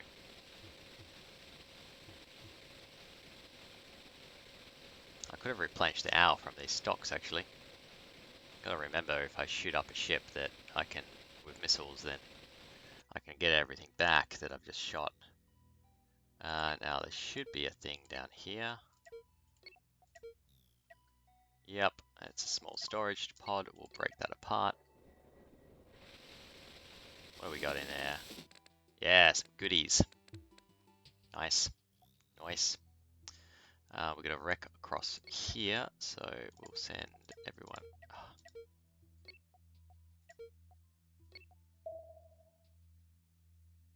Send everyone across. If I do end up having a pirate, then my thoughts is that I just transfer people off the Trodoc into the ships while the pirates are incoming and hope that we can do it in time. More steel is definitely the faster way to make steel than trying to load it in from one of these things. Why isn't that loading into that? Because our steel bunkers are probably full. Or the ones that it's targeting to. That's my best guess. Whoop, didn't mean to press that. There we are. Grab these, and we also want to break that apart.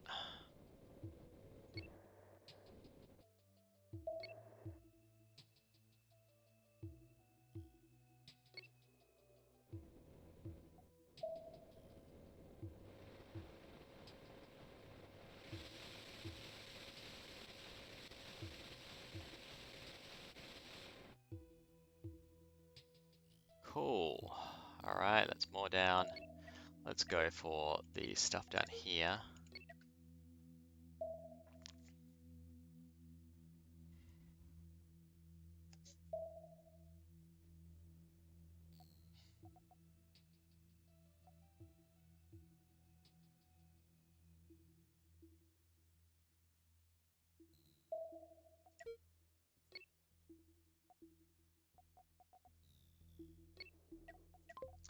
And just pull that one apart first. Send owl down here. Owl is definitely clumsy. We're going to make that bigger.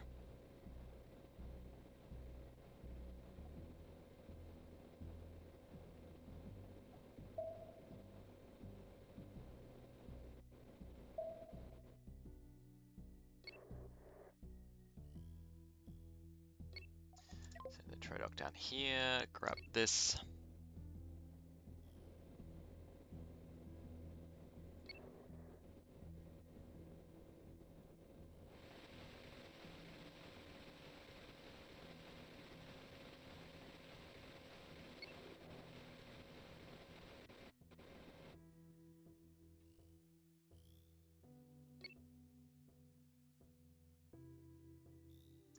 Excellent. Move up here.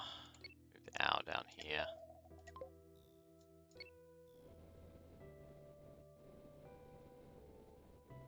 Sort of interesting its targeting priorities. I would have thought it should be going after the dyad first.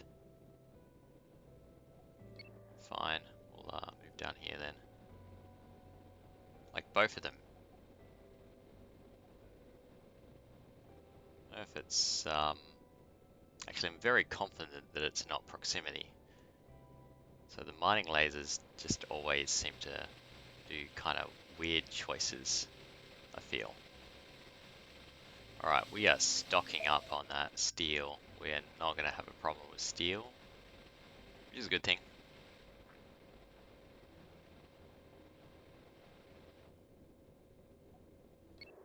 Don't want a problem with anything, really.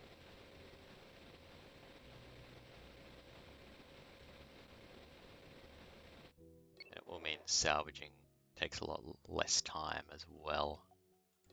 Right down here. Grab these bits and bobs. Then we'll go for this one. Salvage that up. Kestrel can come in a little bit closer.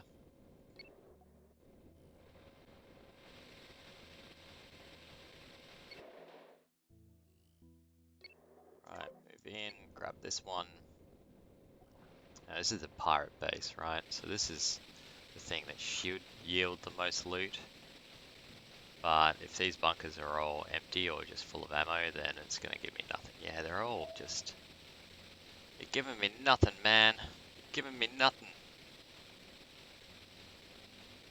I'm out of here working for a salvage living. Give me nothing. Oops.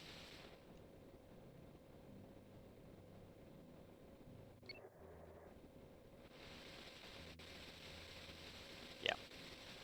Nothing further from that one. Okay. We do have a wreck out here. That was largely intact, I think. Let's send these guys out.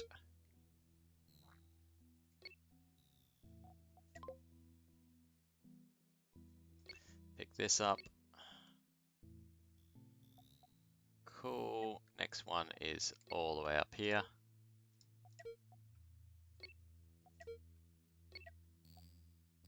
I don't think I did these ones, or this one. I think I went down this way, didn't I? Yeah, I can see the trail. Cool. So we will move up to this one, do these guys. And then we're done for our salvaging, and we should have a pretty full bunker in terms of things in the Trodoc. Enough that we no longer need to do salvaging, hopefully for a while. I mean, we could use some more uranium for reactors. We've got plenty of processors at the moment. Could always use some more hypercoils. But even just regular coils at the moment are getting not picked up. So what we could do is just turn this on for a bit. Let it run down its copper that it's got in its bunker.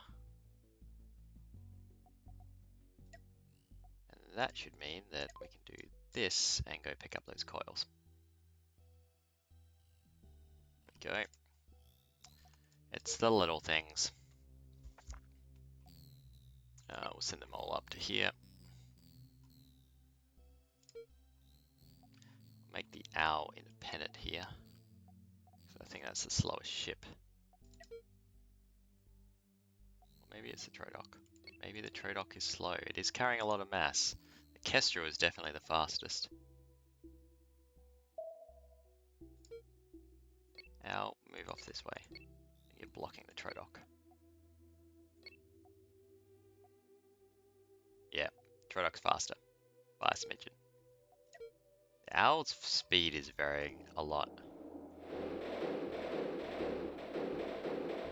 Which basically means that this reactor is not keeping up to its propulsion requirements. And that seems like a new thing. It feels like a new thing. Break the ship apart, see what we get. We should get some uranium, which would be good.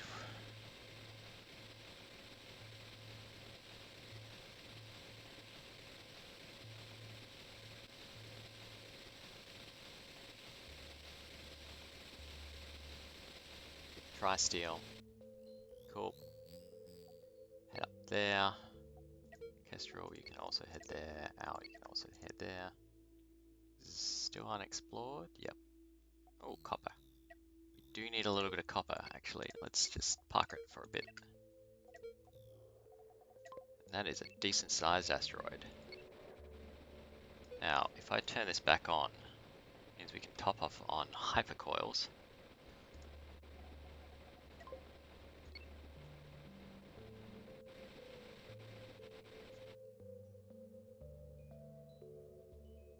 Really? Do we not have... Pretty sure this was meant to be copper storage. I feel like some of the game's storage preferences doesn't work for whatever reason.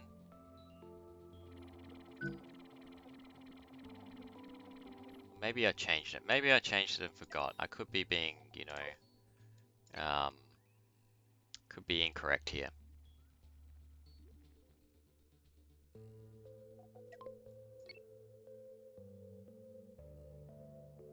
Factually inaccurate. But I don't think I am. Either way, we got all the copper we needed, and that has topped off our hypercoil bunkers, so we're just going to switch that off now. And yeah, I think we're good, apart from rare elements, right? Mostly uranium, so we'll see if these ships that we blew up have any reactors that we can dismantle.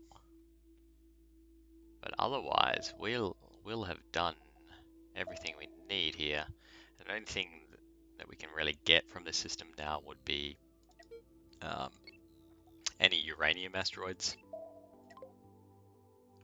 Could be useful. Any tritanium or hyperium in this case would also be useful. I don't know if these are made out of tritanium as well. Hover, no. Hover in this one. Alt. Nope. This doesn't want to tell me nothing.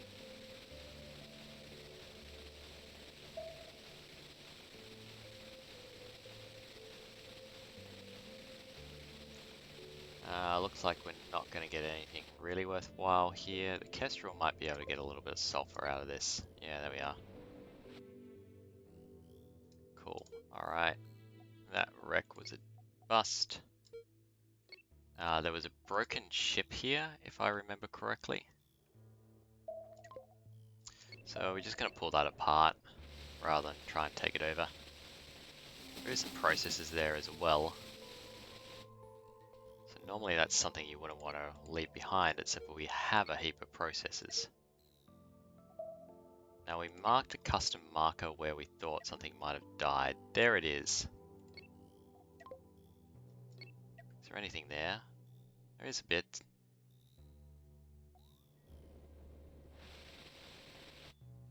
Not much. Go down to this one. Trogodot could have just been out here by itself, really. Hyperium. And it's mostly the reactor that I'm interested in here. Yep, we got some refined uranium. And I don't think these guys will yield anything. Unless this has... Nah, that's not going to have tritanium. And then we're done. We are done with this system. So it really comes down to where we go to next.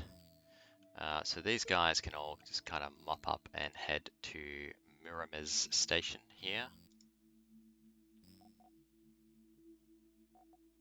We do have bounties here, obviously. We'll collect them on the way, maybe. But I'm no longer really interested in any of the like bounties in this system, right? We've got a decent amount of cash, 112,000 credits. So we are no longer broke. That is good.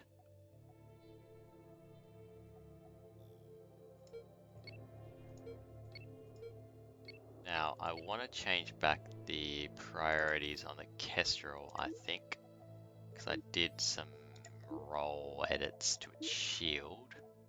That should go back up to a fairly high priority. I will make the engine rooms. Yeah, that's equal priority now. I feel like that's okay, because we do need the engines to be working for the Kestrel to really defend itself as well. Mobility is important. have a chat, see if there's anything here at all we want. Let's top off on Hyperion actually. Trodoc, chat to them. Your Hyperion shouldn't have the empty missile space, but okay.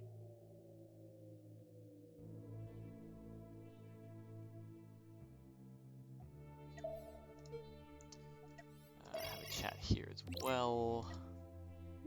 Top off on Hyperion. Nope, don't need to. You've got all the missiles you need as well. Cool. So, let's do a crew count before we finish. We know that we have an upgraded owl waiting in the wings. Pun intended again. Hey, welcome to stream. Good to see that you made it. I know that you were checking out the times for that. Yeah, so that's what I was thinking. Do I want to upgrade a ship here? So I could upgrade the Kestrel, or I could go to the Owl Mark IV, which solves some of its mobility problems at the moment. It's having trouble strafing and turning around. It keeps on hitting asteroids, and it's a pain in the butt. So if I do the Owl Mark IV, it gives us some thrusters up the top on the wings. It gives us an extra missile, but it does bump up its crew to 92 instead of the current 48. So I don't think I have enough crew to really do that. The other thing is the Kestrel could have a second railgun. It really needs it, and we need to redesign the whole ship as it stands anyway.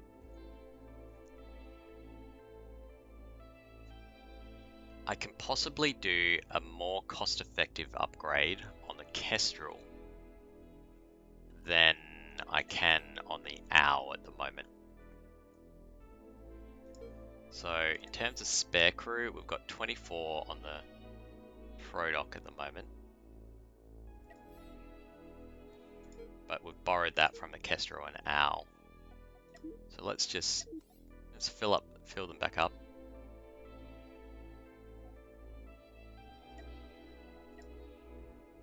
Trodoc, why can't you send across? Is this like your minimum requirements or something? No, Kestrel's full. Alright, that's fine. Really? I thought okay. Okay, so I'm going to have 11 spare crew members. And I need some guys to be able to send the Trodoc to the next system, right? I need to crew it to the barest minimums, which means 2 guys here, 2 guys here, 2 guys here. So 2, 4, 6, and then someone powering the reactors.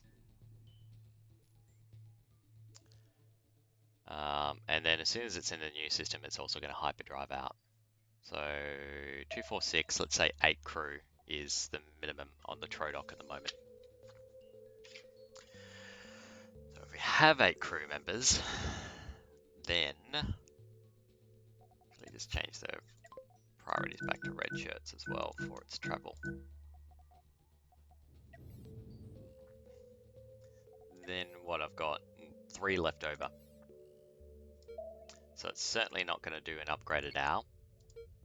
It could do a upgraded Kestrel because we've got the opportunity here to have these guys being a bit more efficient in terms of their priorities. Because, yeah. What are these roles at the moment?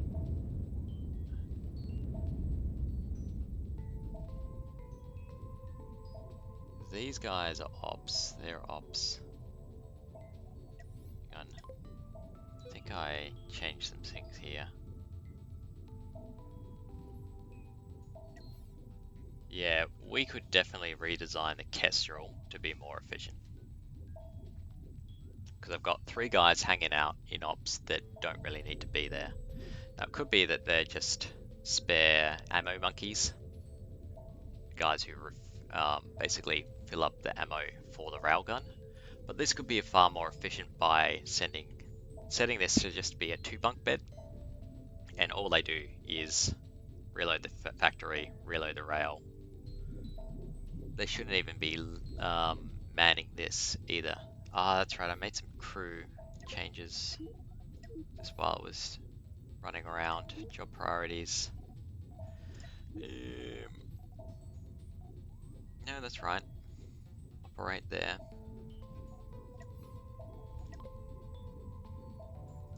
Ah, that's right. You should be in ops there as well. That's better. Alright, replaces these guys. And then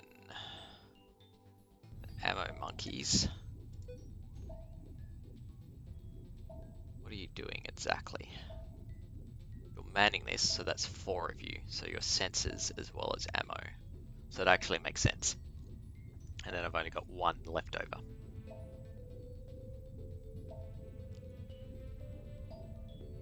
Alright, yeah, I didn't do stupid things with my design, apparently. And we've got 2 guys here, though. What are you doing? You guys are just spares.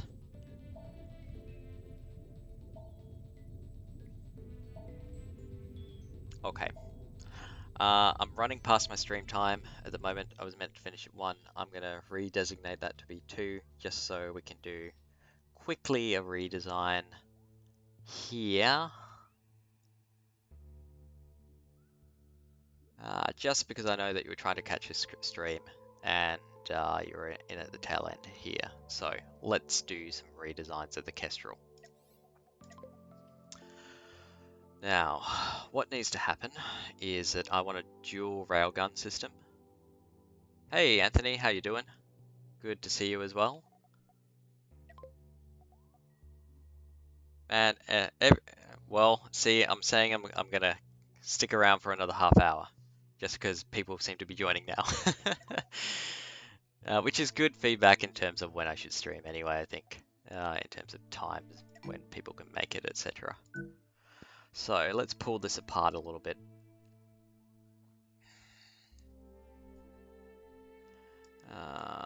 We'll turn off this and just move it down here. Go back to this and cut this apart.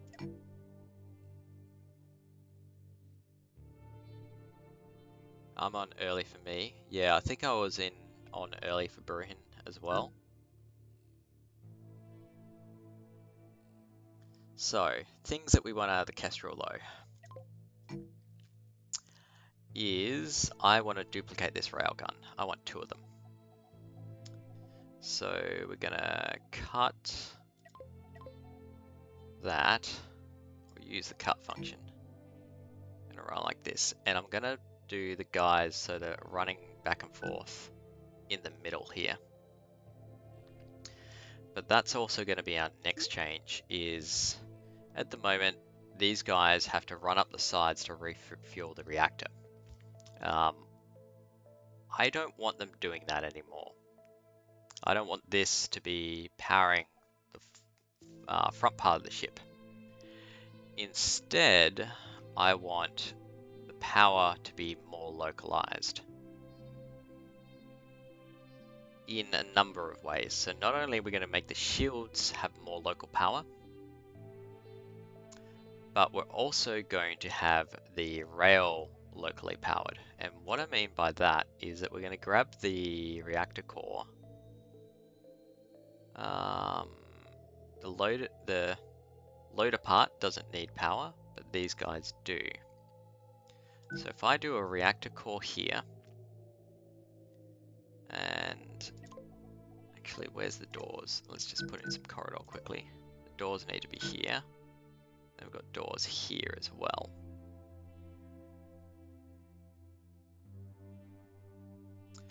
That's alright, we can load from the outside, I think, on these. Just move this out of the way as well. So I want to put a crew bunk here.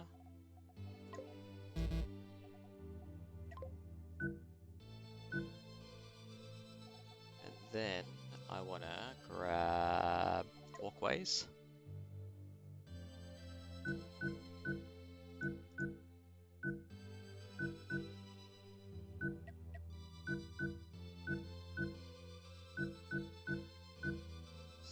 let's think this through. This be 2, 4, 6, 8 that I'm telling him to power. This might be undercrewing it, but it actually should end up being a lot more efficient than it currently is, because currently they're running up from here and have to power. So we're going to run with this pattern. Actually, what I can do is just kind of do a copy paste here. So we should be able to grab that, copy, and then use the paste function. Oh yeah, airlocks. I did forget about that. Actually did mean to go that. And I also want to give them a fire extinguisher. Yeah, here. No, here. Here's the thing. I do want them to have a way in and out, just in case I need to pull the crew out and I don't want to destroy things. And I feel like that's kind of maybe against the rule of cheese that I've nominated for myself.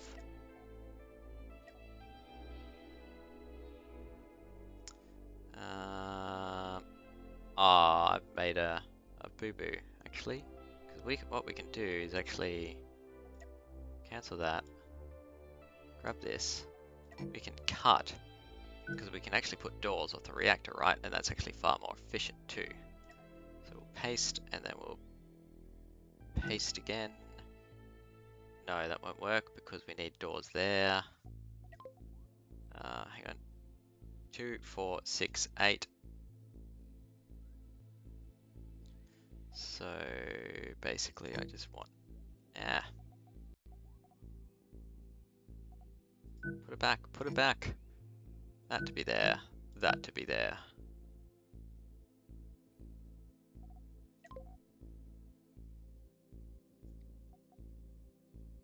Like, I know the whole game is not realistic because the physics don't make sense and so on and so forth, but I'm just trying to make it as realistic as I can in my playthrough.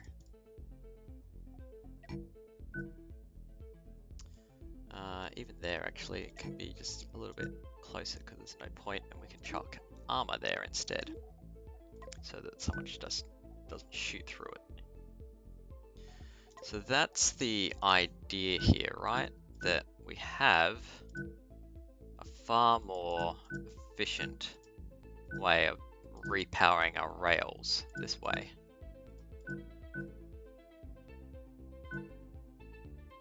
And then I can still keep corridor there.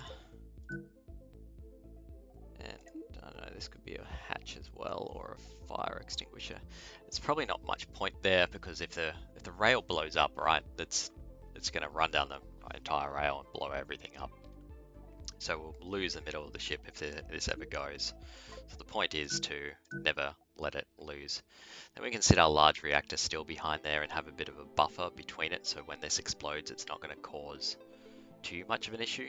I mean, it's still going to be an issue, right, because our reactors just exploded, or our railguns have just exploded, but it will be less so of an issue. We're also going to run armor down the side here, so that when it does go, because eventually something's going to blow up, right, then it will minimize the sort of issues that we're experiencing. So the whole thing, the rail will be self-contained power now. The other thing that we can do here, and that I haven't been doing, because I haven't extended my ship out far enough, is that the actual shot just goes up the middle line here, right? So we can, outside of the shaded area, we can do little jagged edges, and that will catch a few shots trying to get through as well. It's not going to be perfect, but it minimizes the firing line, but still allows our rails to fire perfectly. Right, so this means that we want to redesign these sections next as well. So I'm actually gonna cut it and paste it back in roughly where we want to see things, and then we'll redesign. So we're gonna go out as far as that, maybe. Yeah, that works for me. Okay. So we could just go with 2 shields, and I think... gotta think this through now. What do I want to do? We want to do small reactors here, and that should maximize proximity. I'd love to do mediums or something, and that is on the cards, and I'd also love to put more shielding in place. Also, these aren't efficient coverage anymore.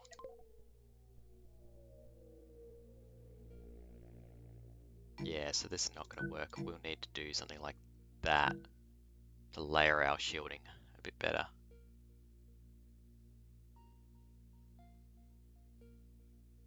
I decided to use mods on the game today, and I got the mod that makes some of the gun also have a deck current version for them. Like a deck current version of the railguns. Is that what you're talking about?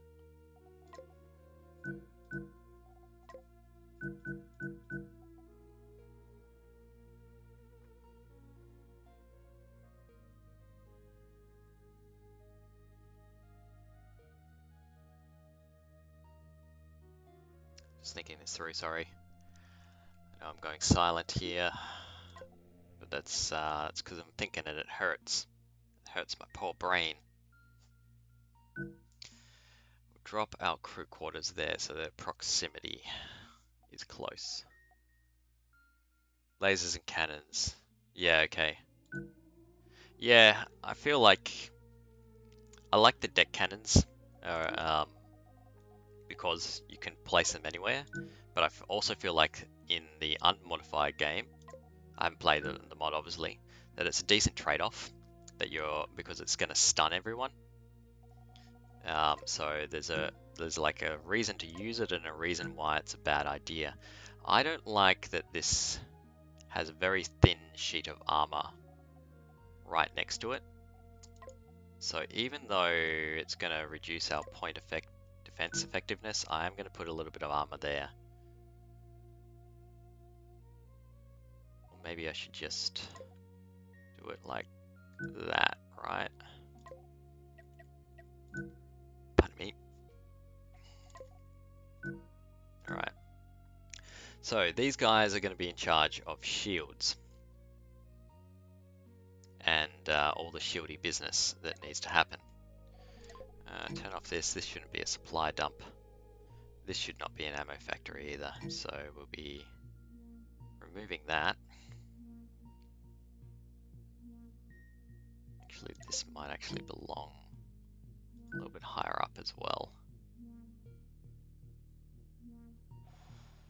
Okay, I'd like to redesign the engines too. I'm thinking I only go with 1 boost and just maximize its backwards thrust instead. So turn on mirror mode again, so that we're doing that instead. The other thing is that the side thrust could actually probably be a bit better just by doing that. Oh, didn't mean to do that. Alright, so we'll grab this. No, grab this part next. Just start putting it all back together again. Grab this.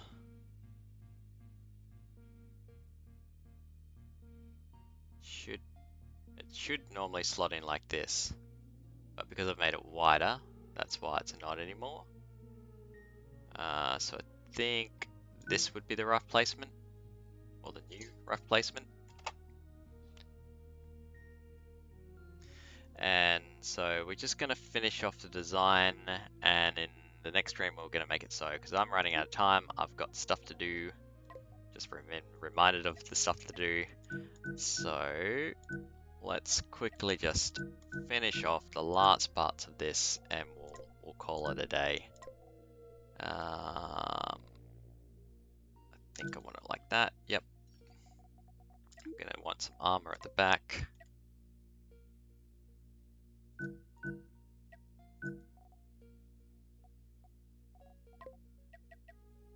Rotate this out.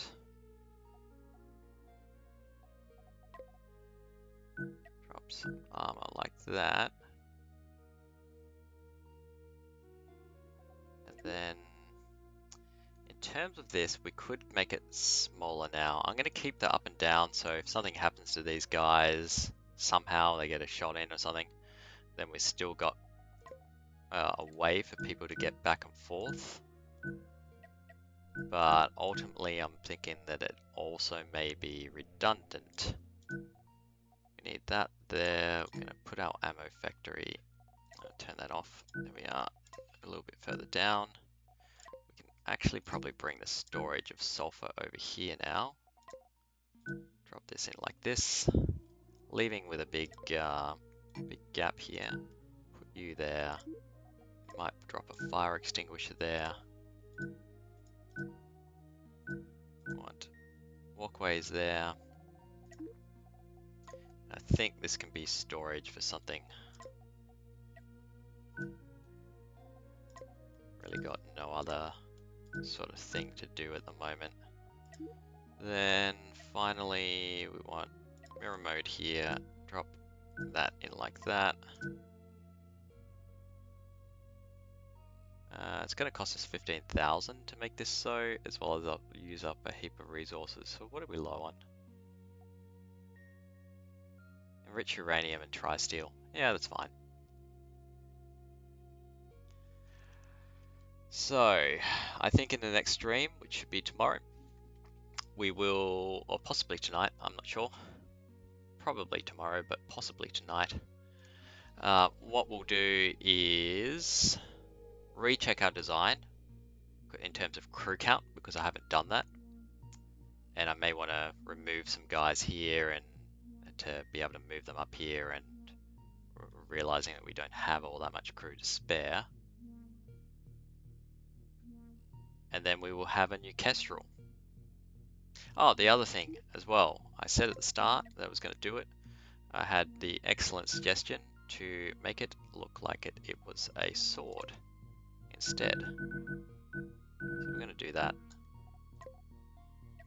And put a little handle on the Kestrel.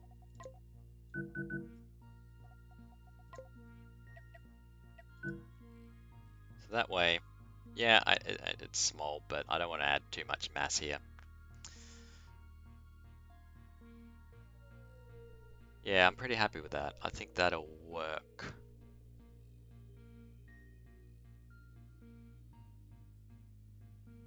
So, we will make it so, and then in the next stream,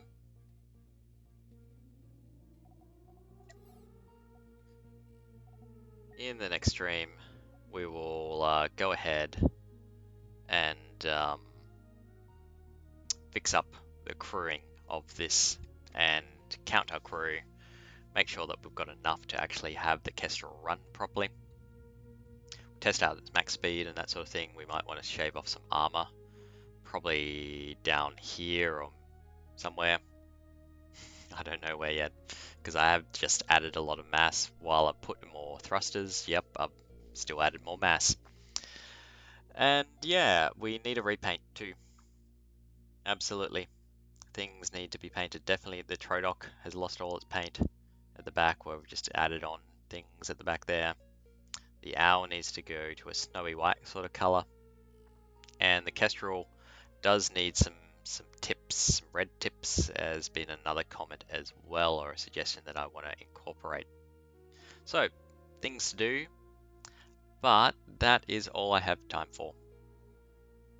Yeah, no worries. It will be, I'll try and get it out to YouTube just in the next few moments. It takes a little bit more time to prepare a YouTube export, because you've got to tag it, say that it's, not friendly, we're not made for kids and that sort of thing. But I will try and get it out as soon as possible for you so you can watch it.